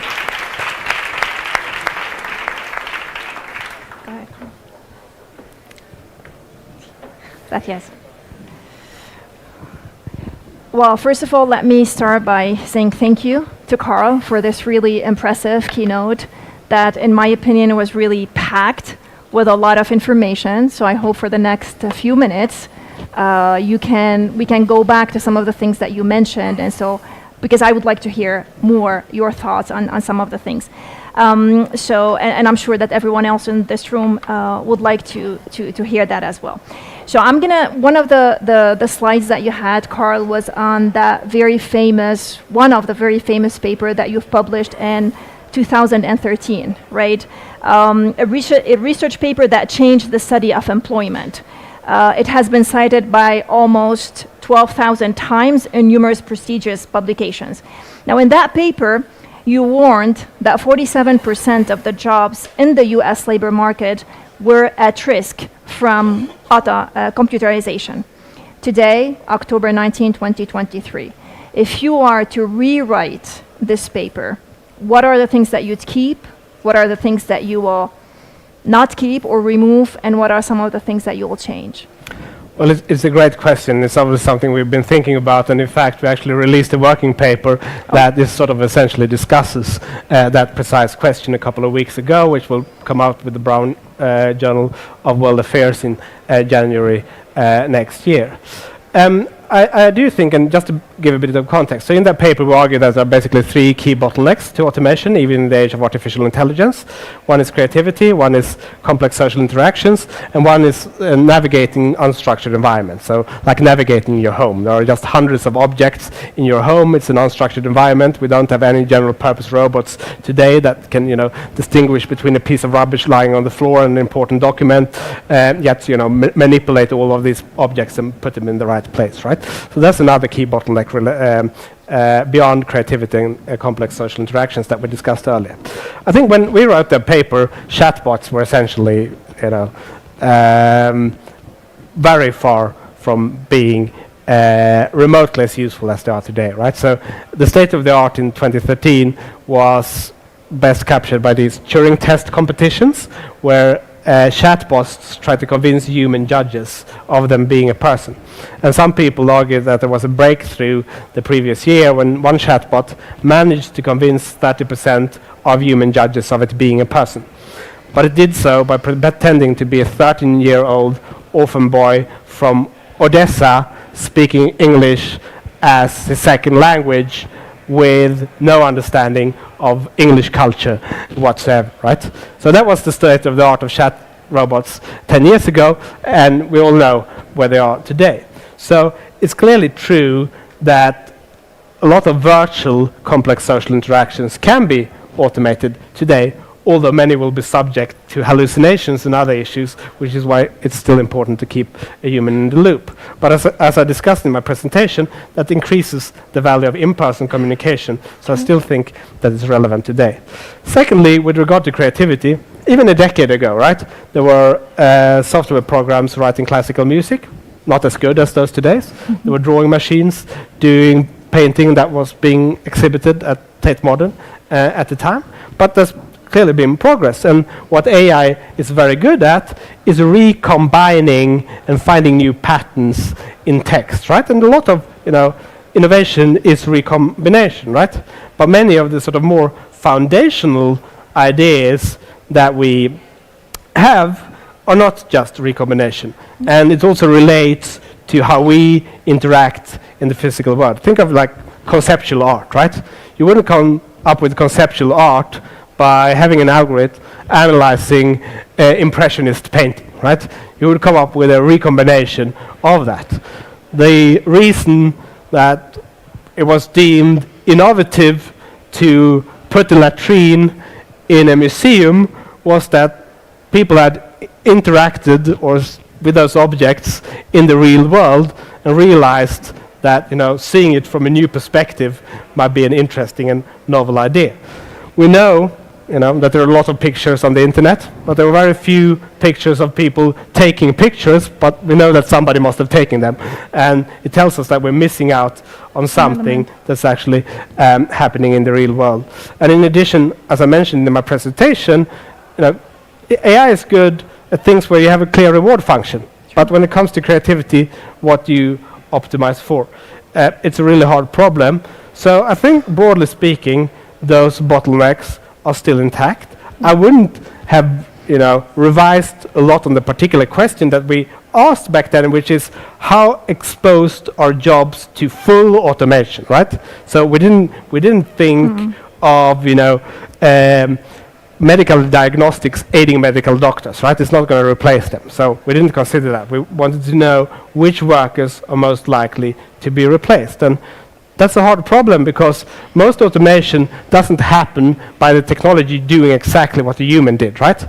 So we didn't automate away the jobs of laundresses by building robots, walking down to a well, then performing the sort of motions of hand washing, walking back to the house and hanging up the laundry, right? We did that by inventing the electric washing machine. If you would take the occupation of a laundress, you would deem it non-automatable if you just looked at tasks of activities it involved. And the same is true with a lot of occupations. So you need to consider, how you can repackage the job, right?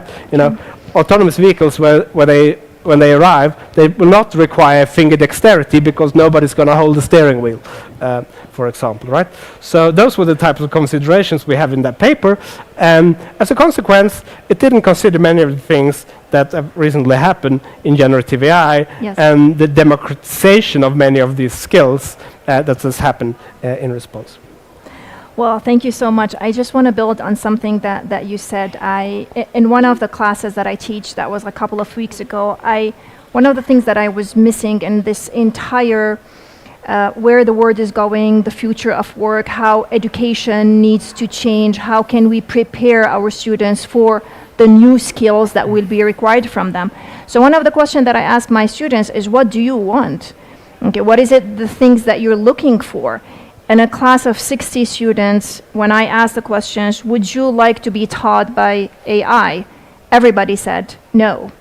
And so my question to them was, why not? I mean, we as professors, we're kind of limited in the amount of knowledge that we have. So if you have the opportunity to be taught by an algorithm or a machine that can bring you the best, I'm talking in a few years when the whole content is created, the best of all the knowledge that was generated by all the experts in that particular field, why would you settle for me, or why would you settle for that specific professor that teaches you? So anyway, to cut a long story short, I was surprised by some of the answers that they said. But let me ask you this question. In today, as educator, as preparing our students for the future of work, what are the things that we should be focusing on? Should we spend a lot of time on research on how to implement AI in the classroom, which I'm not saying it's a bad thing, or should we actually focus on going back to some fundamentals? And if we are to go back to some fundamentals, what would these things be? It's another great question. So, I would be intrigued to hear the answer to the follow-up question, which would be, would you prefer paying 30K a year to have me as your teacher, or pay 0K a year to have AI as your tutor. And I think, that is the key challenge that is facing a lot of universities. True. I think one of the selling propositions of universities go beyond education, right? Sure. And I think that's something that a lot of vocational training providers struggle with, because going to university is about more than education. It's about building social networks, it's a lifestyle choice, it's a marriage market, it's all sorts of things, right? And unless you raise sort of the value of the package attached to vocal education, for example, I think you're going to fail to attract students, and that's something that is happening as well. And I think part of the reason why they want in-person teaching is probably because of that experience as well. And I do think that it's comforting for many people to interact with a human, but it's very expensive. In Oxford, we had a tutorial system, which is great. You discuss, debate, write essays, small classrooms, but it's very labor-intensive. And if we can find ways of, reducing cost and making it accessible to more people, I think we should do it.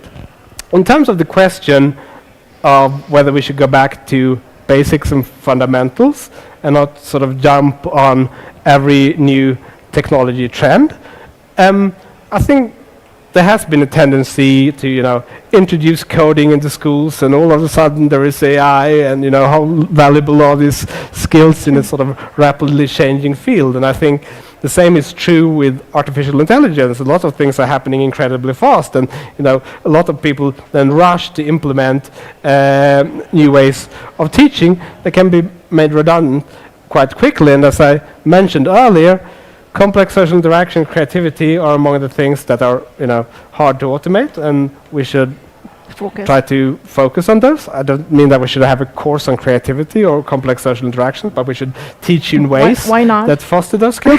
Maybe we could have a course on it too, but I think you can teach other material also in creative and interactive ways without, just sort of applying the right teaching methods.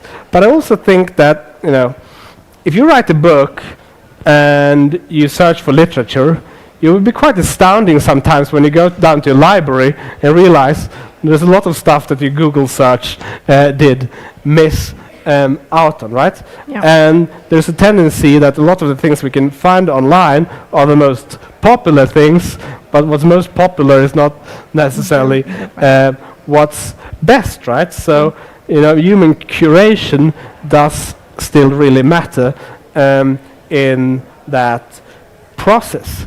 Finally, I would say that with AI, in principle, everybody can have an interactive tutor in their pocket, right?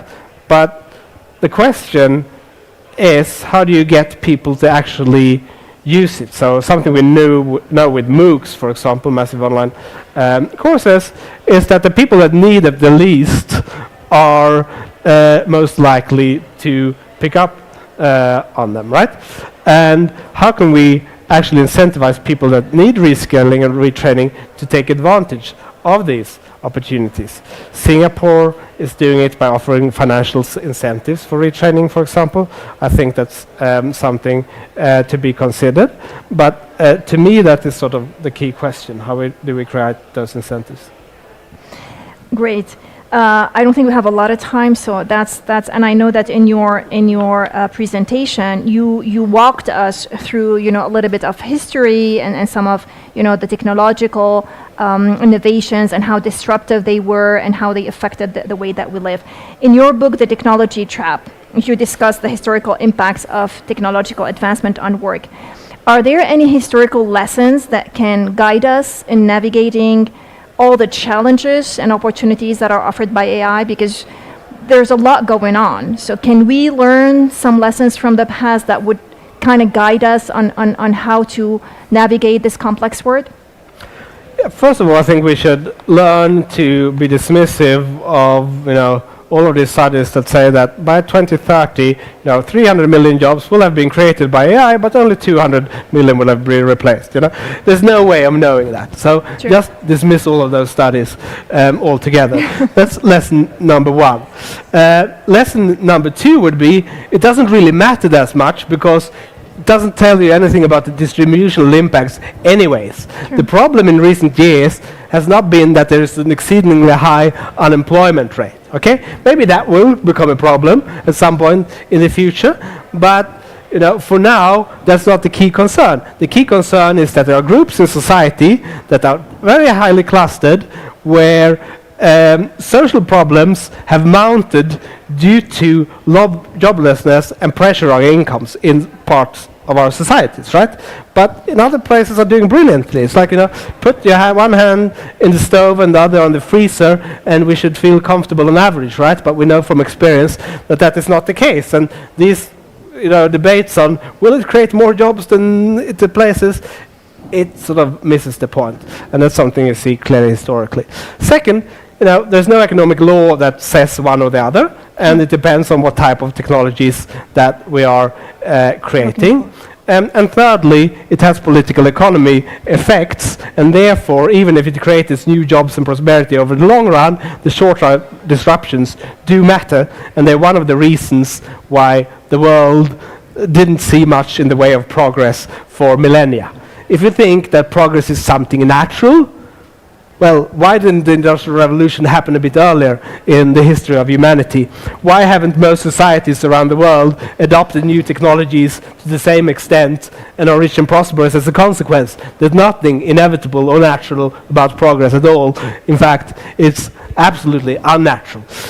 Secondly, if you look at the Industrial Revolution and which first happened in Britain, and what distinguished Britain were several things, but part of it is that Britain had something that was called the Poor Laws, which is taxed itself 2% of GDP to provide relief from the poor. And if you look at the places where there were more social unrest, it tended to be in the places where the poor laws were less generous. It's not rocket science that if you lose your job and you lose your healthcare benefits with it, it's more disruptive to your life than if you just lose your job. So, social welfare systems do matter, not just for the people receiving them, but for society more broadly. And that is another key lesson. Great. I think we do have some questions, some time for questions. Would you like us to take some questions? Sure. Yeah? Okay. Questions? No questions on the future of work? No one here interested in knowing what the latest trends? What should we do as educators? What should we teach our students? Our kids, actually. Okay, then I will really take advantage and ask you one last question. Creative destruction. You talk about creative destruction, and we talked about the article. We talked about the 3 trends, in creativity, and that you don't think we are in a point in which this is gonna change, because as you were saying, generative AI, they still need the human to be in the loop. How this concept? First of all, what is creative destruction, and how would this concept change nowadays and maybe in the future?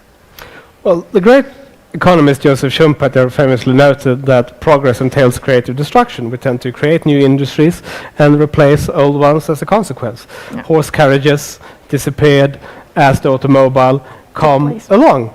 The question is, new technologies predominantly destructive, or they're more creative in terms of the new growth prospects and opportunities they create. And it partly depends on whether technology is replacing or enabling. As I mentioned earlier, automatic elevator only replaced the human.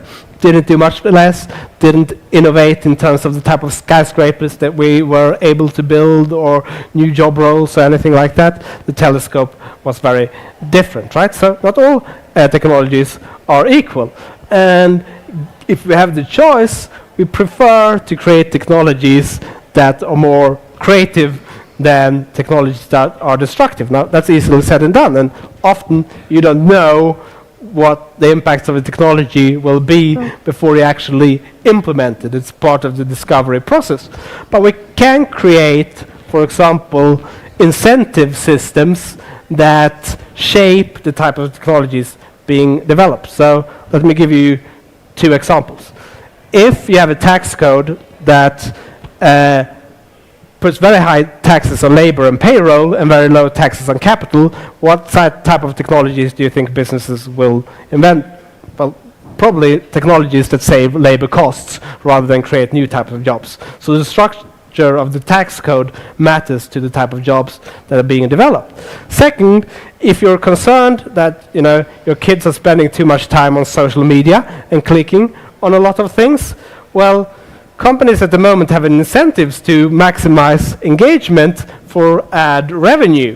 And you might ask yourself, if we had taxed ad revenue at 10, 20, 30, 40, 50% for a decade now, would the ad-based model still be viable, or would most companies have opted for a subscription-based model? I don't know the answer to that, but I do know that incentives matter, and how we shape the tax code and the rewards in our society do matter to the type of technologies that we invent. Carl, Benedikt, Frey, thank you so much. A true honor to listen to you. I mean, our time is up, but thank you again for just shedding some light on the future of work and what are the things that we should be looking for and learning from the past in order to navigate the complexity of the future. Thank you. Thank you for having me. It's been a pleasure.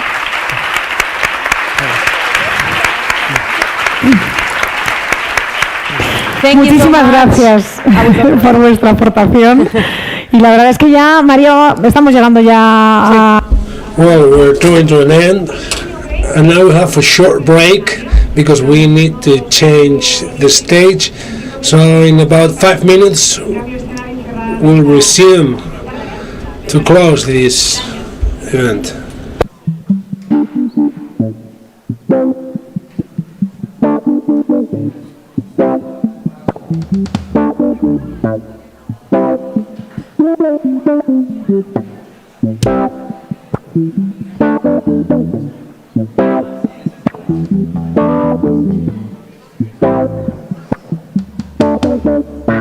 Ain't no sunshine when she's gone. It's not warm when she's away. No, ain't no sunshine when she's gone. She's out just alone. No, anytime she goes away. Wonder this time where she's gone. Wonder if she's gonna stay. No, ain't no sunshine when she's gone. She's out just alone. No, anytime she goes away.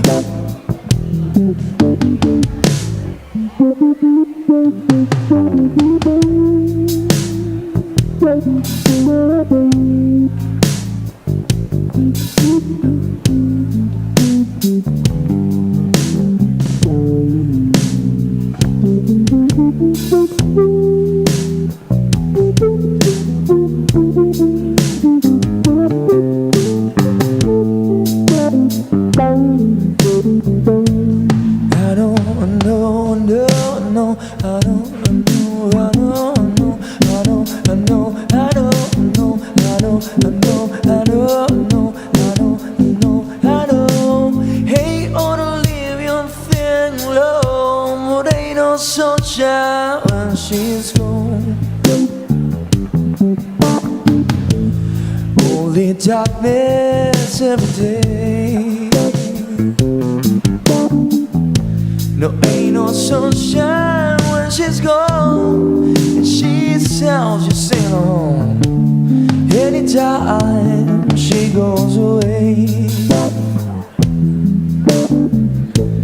Anytime she goes away, anytime she goes away, anytime she goes away.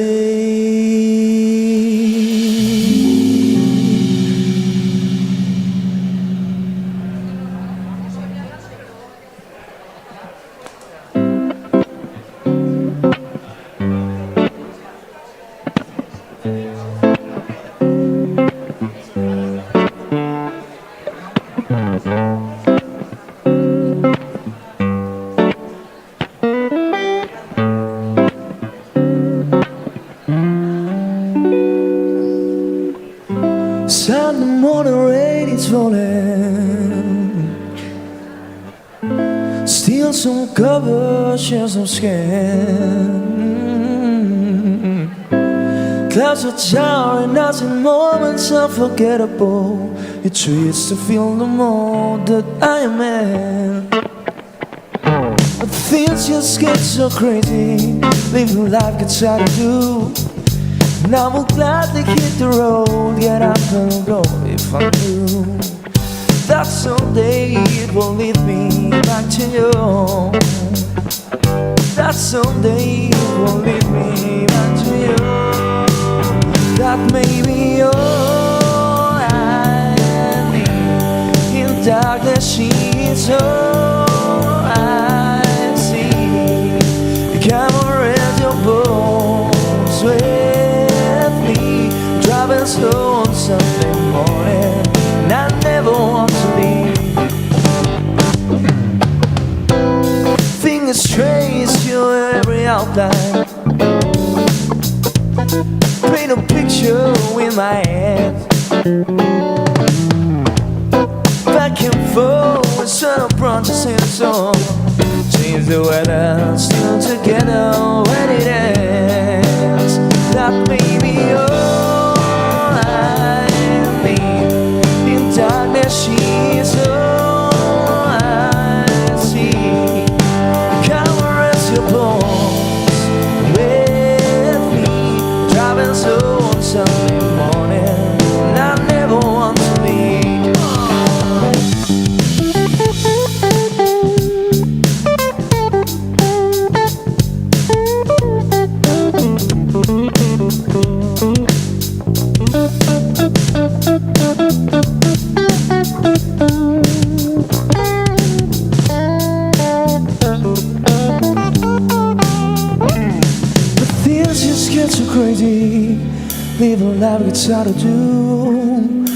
De aquí a que te escuche ahora la voz sí que me gusta, pero no.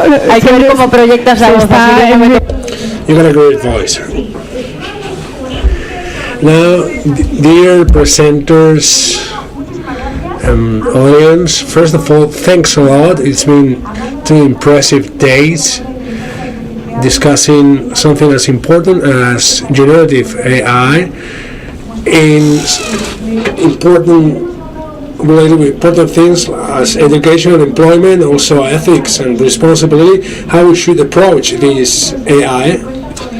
It's been 50 presenters and several panels, and now we'll close by listening to the conclusions by the entities that have made this important event possible, who have hosted us here, welcome here to their house.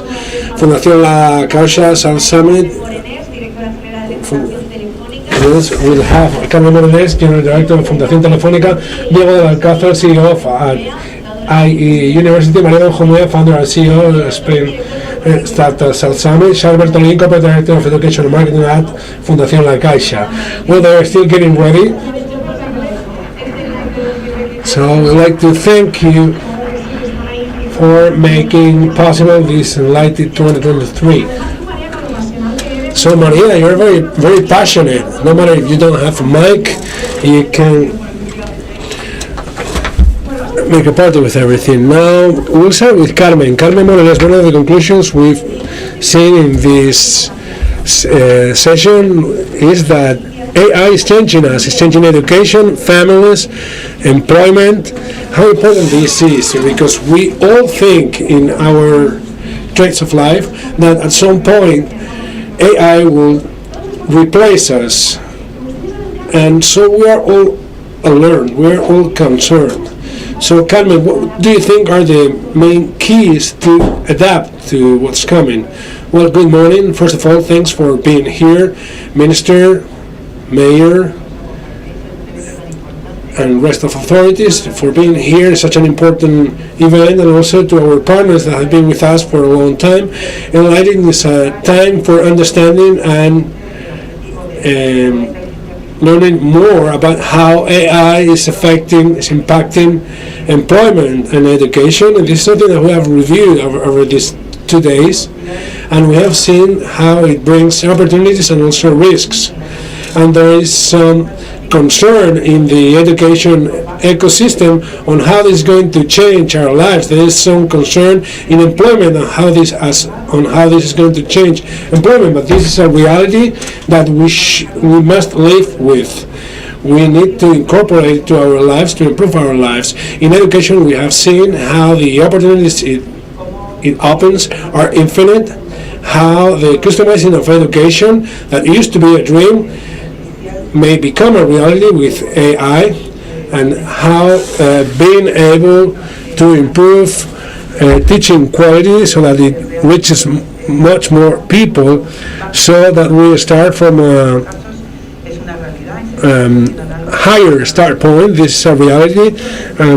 Also in employment, we are seeing that clearly the arrival of technology, not only AI, is changing the way we work, it's changing jobs that exist, and we are in a transition process, and this is accelerating. We have to work so that this happens in an ethical way and with equity, without lagging everyone behind, leaving anyone behind. And we should also think on the sustainability of all this change, and we should have solidarity with future generations. And after these 2 days, we have many young people here who have shared with us their concerns, and they have supported us in the creation of this event. And they are very well prepared. They are aware of what's the future, but they need to learn more and to understand and to leverage the opportunities of education and employment. Thanks a lot, Carmen. It's very interesting. This technology that might become a Socratic method 2.0 with infinite learning. Now I give the floor to Diego de Alcázar. I want a headline in IE. I assume you are focusing on the next 50 years. So how should be higher education in the eve of AI? Well, I think that the main pillar of education now and in 50 years will be humanities,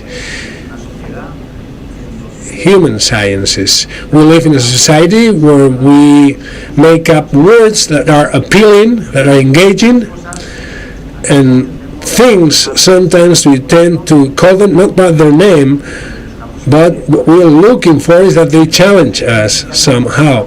And AI, we have called it intelligence, even though it doesn't have the ability to understand. It can win in chess, the best chess master in the world, but it doesn't even know it's playing. Our society should be able to feed on human sciences and think what it is using. Sorry, I've lost the track of what I was saying, but I think we should focus on human sciences, and AI is a tool that will be essential to develop many educational models. But I think that our society should be prepared for having critical thinking about itself. Thanks a lot, Diego and Maria. Now your turn. In these 2 days, we've discussed AI in education and employment. What do you think could be the keys of AI for entrepreneurs in this ecosystem? Well, It's been 2 wonderful days since we started EnlightED 2018. We have always focused on innovation, that everything is going too fast, and education is key because it is actually the driver of our society. So this transformation and this transition and this adaptation of education is key. Now with AI and in general, what's clear is that we are entering a new technology eve, and in this new technology era, it is essential, as Carmen and Diego have said, that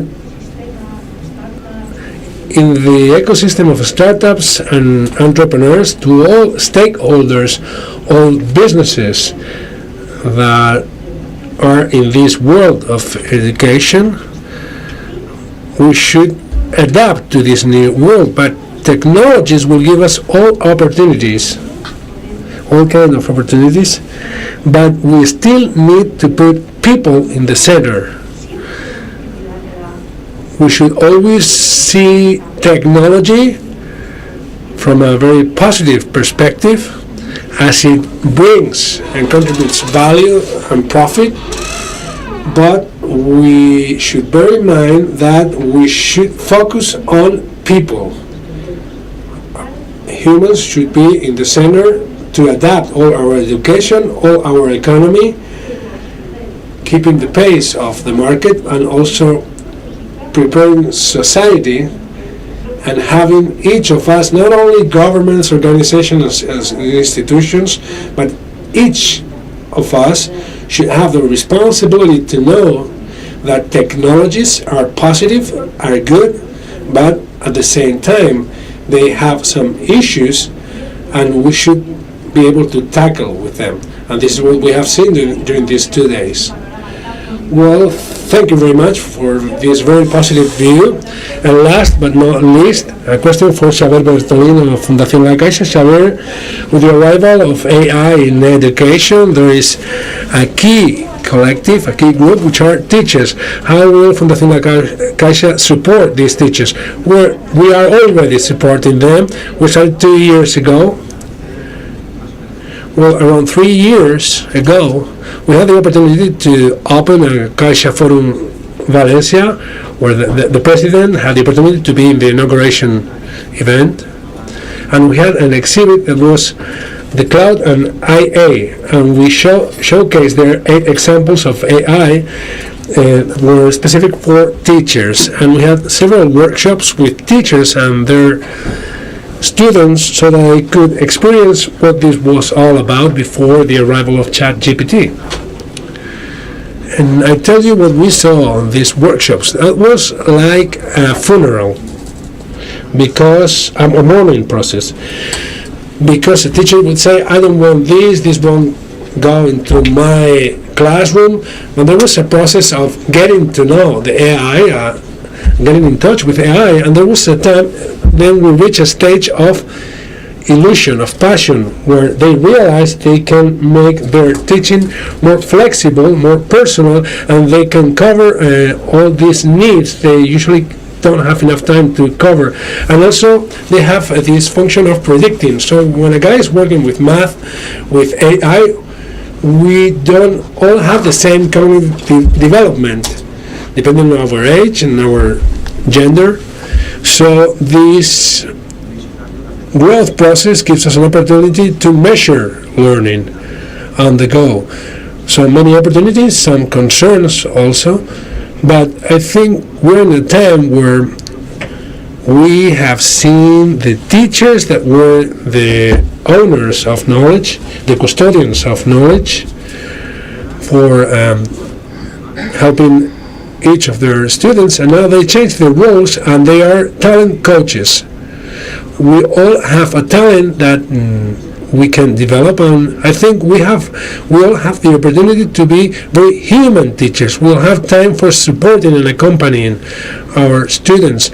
So I think the near future looks very good, lots of passion and lots and I will ask for more connectivity, more technology, and more training for teachers. Well, thanks for all these ideas, for all these headlines. And I said before, I take many messages home from this as a teacher. I am a teacher, and you've told me that sometimes it's hard for me to tell my teachers that this is not a threat. Let's play with it. This could help us. And I keep this message. People should be in the center. AI is here to stay. So let's leverage all its potential for education, for employment, and also for making our life better. So thanks a lot for you. Por hacer posible este EnlightED 2023. Me quedo con entrenadores de talento. Me ha encantado de Xavier Bertolín. Well, now this is the time for closing, and we'll have José María Álvarez Payete, Chairman and CEO of Telefónica and Telefónica Foundation, our host. Gracias. Nos sentamos.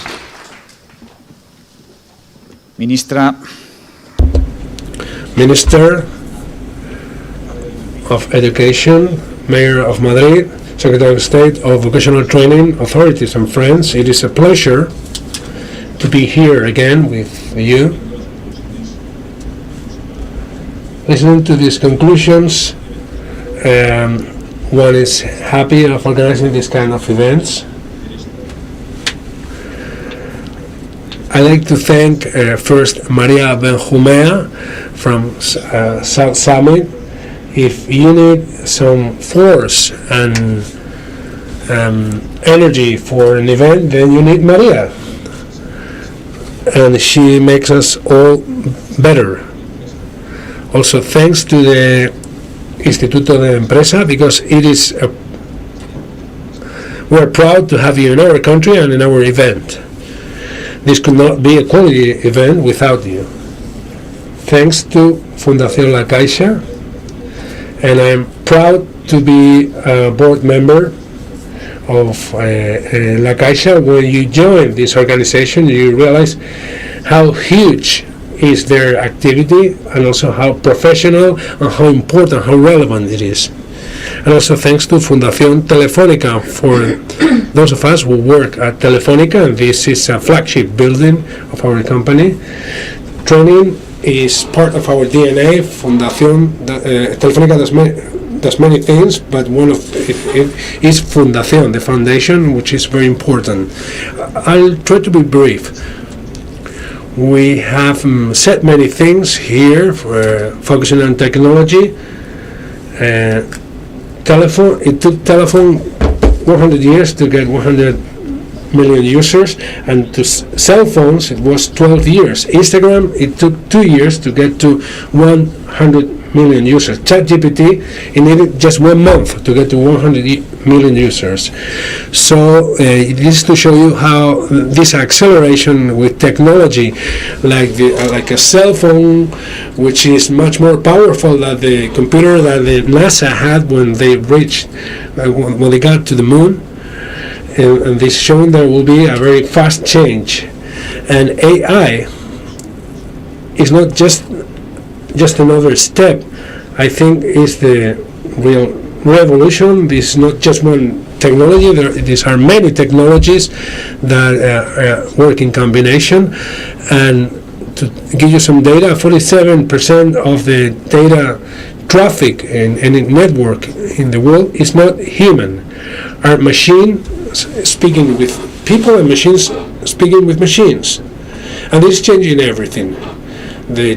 Our entertainment, our work, our travels, the way we get educated. And this is just the beginning. There will be a great change. This empowers us as human beings. This is the greatest technological revolution in the history of humankind. We have the ability to hack or to reinvent the way we do things, but it also gives us a great responsibility. This is not the time of technology. Technology is already here. Technology has no values. Technology has functions and abilities. Values belong to humans. And whenever there's a revolution in the history of humankind, it has an impact. The size of this revolution is 4 times the size of the Industrial Revolution. It's changing everything: education, work, society, and politics. And this is to tell you that we should have some control over this. This is the time that we should put people in the center. It's not only it's not technology that has invented people, it's the other way around. So this is about values and human sciences, about philosophy, anthropology, sociology, law. We need to make the decisions on how this should be, because if not, many people will be left behind and they won't be happy. AI will destroy many jobs, and not jobs for any qualification level. It will also create new jobs, and it's important to be able to manage this transition with social responsibility, and this is where education plays a central role. And our proposal is that we hack, meaning that we reinvent the way we educate. And it is not about training scientists, technologists, engineers, and technicians. This is also about humanities, human sciences, primary education, vocational education, because we have to retrain many workers. And our proposal from Telefónica is to use technology to hack technology. Part of the solution is of using platforms of personalized education using AI that will learn to use technology with a purpose, which is including everyone. So this is why I'm proud to have this event here, and I thank the authorities here for being here, supporting us. We're going to do this on our own, and we need your help. Thanks a lot. Por tus palabras y por habernos acogido aquí en la que es tu casa. Thank you for these words in this your home. Let's hear the words from our mayor, Madrid's mayor. Please, a big round of applause for our mayor, Mr. Martínez Almeida. Muy buenos días. Good morning to Minister of Education and Professional Training, Pilar, and also to the Chairman CEO of Telefónica, and all the speakers that I have had the opportunity of listening to, and also getting my own conclusions that I'm sure will be very fruitful also in terms of the city for Madrid. And it's been a pleasure to be here in EnlightED, connecting education and artificial intelligence. I would also like to thank all the organizers, because I think that we need to be very grateful to Fundación Telefónica and also Telefónica for sharing with us this very important building that will be celebrating its 100th anniversary next year. And obviously this will be also recognized by the town hall of the city. But it's not only important the building itself, but also what goes on inside this building. And also I would like to thank the Instituto de Empresa, because they're an example and a role model in terms of the excellency of their education. They have brought students from over 170 countries to be trained and to be educated in our city. And obviously nobody else can speak about this event than Maria Benjumea. She created the South Summit in times that were very tough, and they have become a role model in terms of betting for the startups and the whole ecosystem of businesses in our city. And also I would like to thank La Caixa. They are the soul of cities such as Madrid, who have been witnessing the important activities in terms of education, in the field of education and the cultural field. I will try to be very brief in my conclusions, but I would like to highlight that we're here talking about education and artificial intelligence, and I would like to say that I share what has been said about the human talent and the recovery of humanities.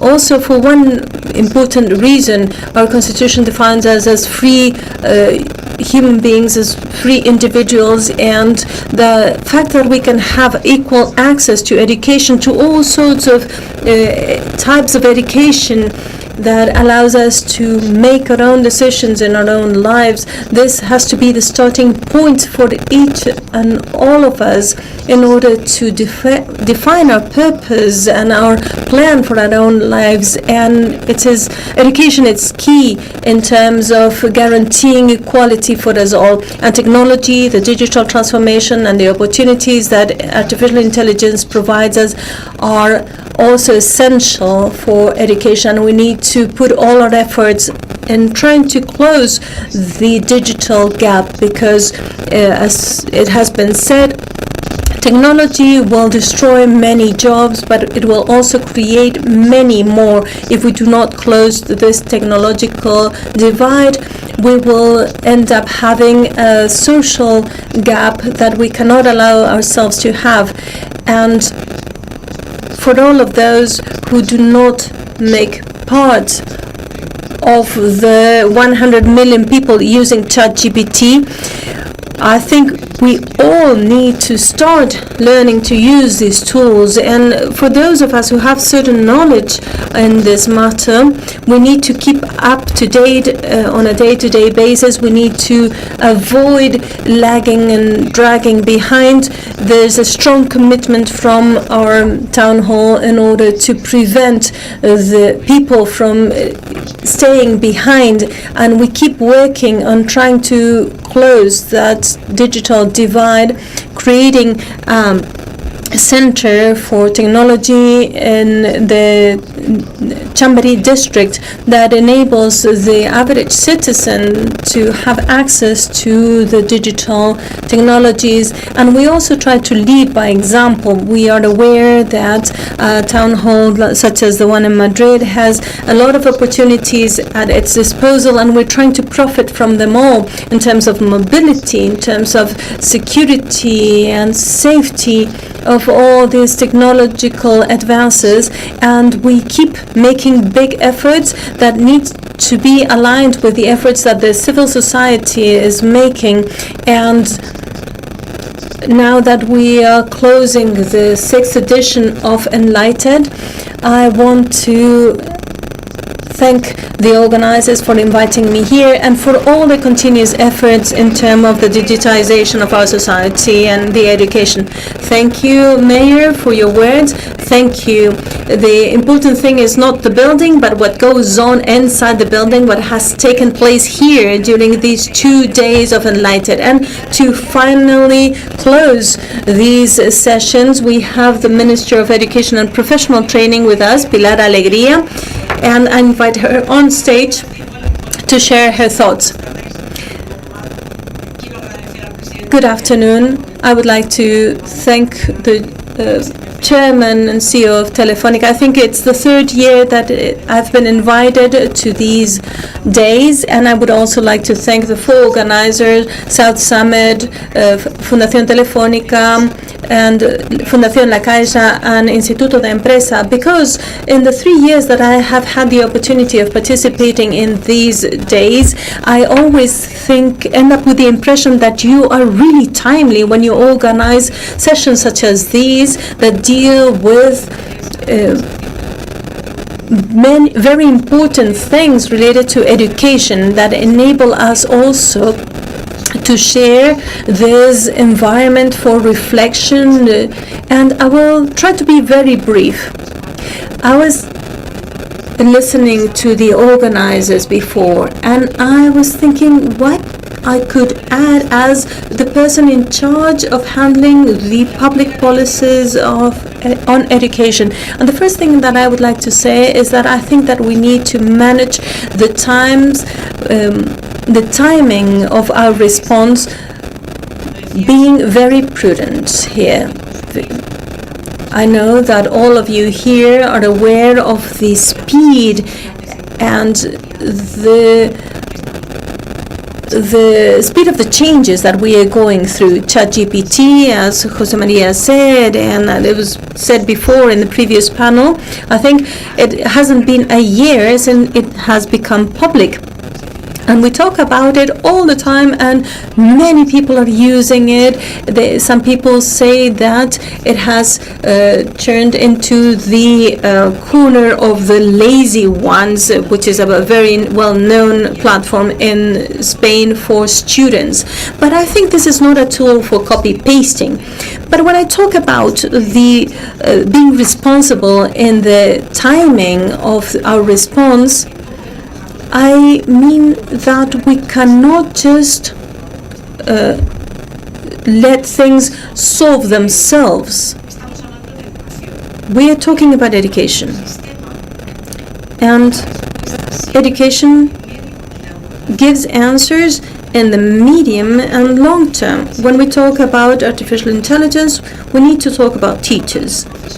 Teachers deserve good training on this type of disruptive tools. They deserve training. They deserve to get to know experiences. They deserve to participate in pilot projects so that through technology they can adapt to their own pedagogical models.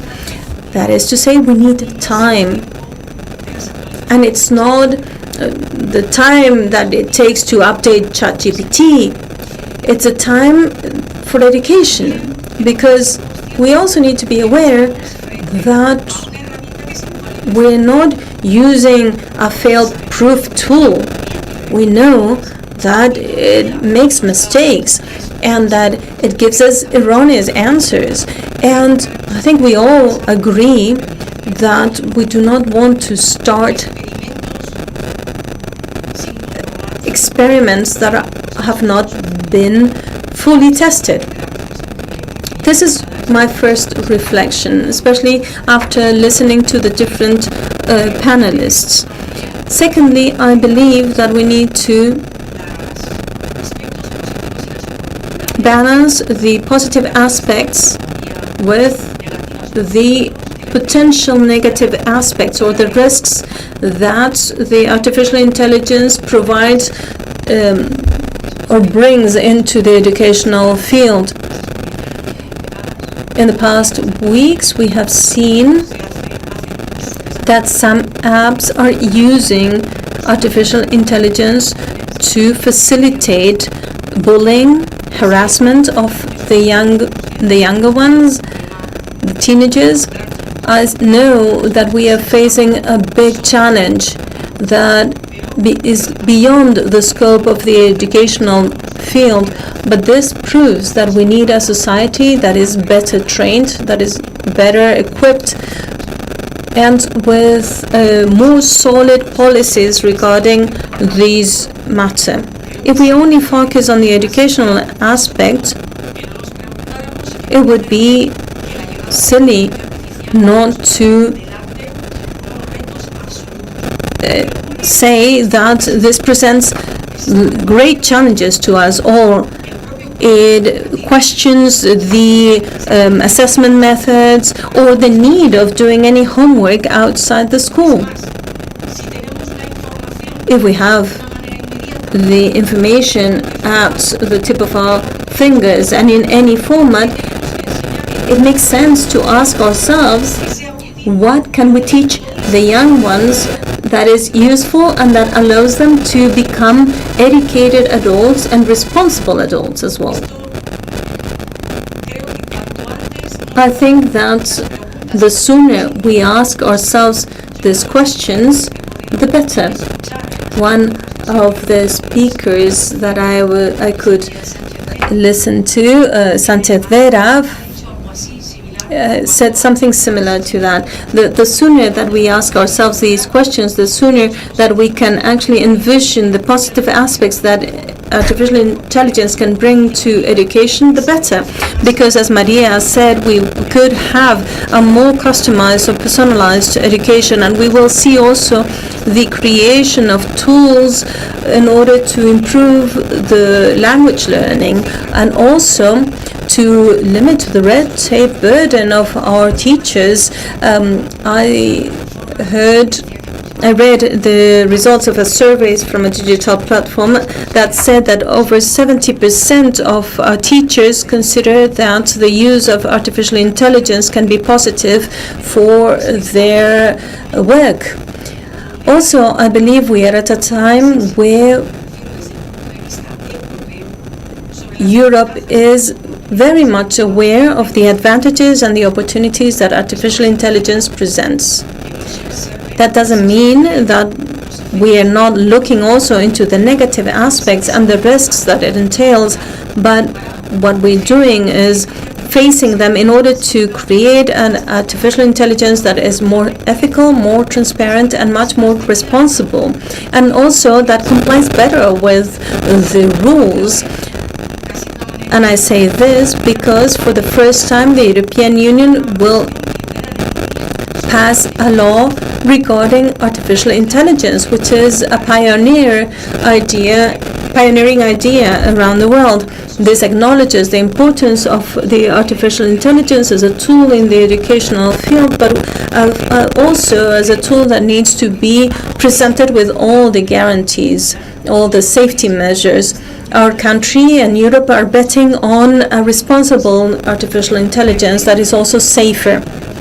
And this is where teachers become even more important. It is also the right time for this because the next generation funds have enabled us to digitize our educational systems, and they have been mainly directed to the better training of our teachers. We have a digital skills framework, and we need to keep working on this with them and also with the students. We need to improve their digital skills and obviously start introducing coding and robotics. I think that this is something that we have been discussing for the past 2 days. Artificial intelligence is here to stay, and we are all responsible, and we all need to work towards making this artificial intelligence a tool that will enable better education for everyone. But always bearing in mind that it needs to be ethical, responsible, and safe. José Antonio Marina is a philosopher and writer that I'm sure you know, says that at this moment in our classroom we are seeing children from the Centaurus generation who need to combine artificial intelligence and the real world. They need to combine those two worlds, but for doing this we need to have well-equipped teachers. We are working on this from the government because I believe that it is a challenge that we need to face as a country, and we're trying to deploy all the necessary measures, but also being very aware that there are many things that need to be done still in this field. Again, thank you very much for celebrating these days, these enlightened days, and thank you for inviting me and for having such interesting discussions. Thank you, Minister. We keep the message of keep working, that we need to keep working on these digital skills looking forward. With this, we're going to be wrapping up these days. We have learned how to rethink about education in the digital era. I will also take the words of the CEO of Telefónica to use the artificial intelligence to hack the technology. Thank you, Maria. It's been also a pleasure to share the stage with you these 2 days. I would like to hear a big applause for Fundación Telefónica, our host here today, because we've been talking with them for many weeks, and they have put a lot of passion in this work. Thank you to all the actors involved in organizing these days. We have a big challenge ahead of us. I think the three of you have mentioned this in your final words. And I would also like to thank all those who have been following the event on the internet. Thank you for those who have been here. We had the pleasure of meeting you in person. Next year we will be here again with new proposals, and maybe we will already know what is the path that the artificial intelligence has taken. Thank you all, and goodbye.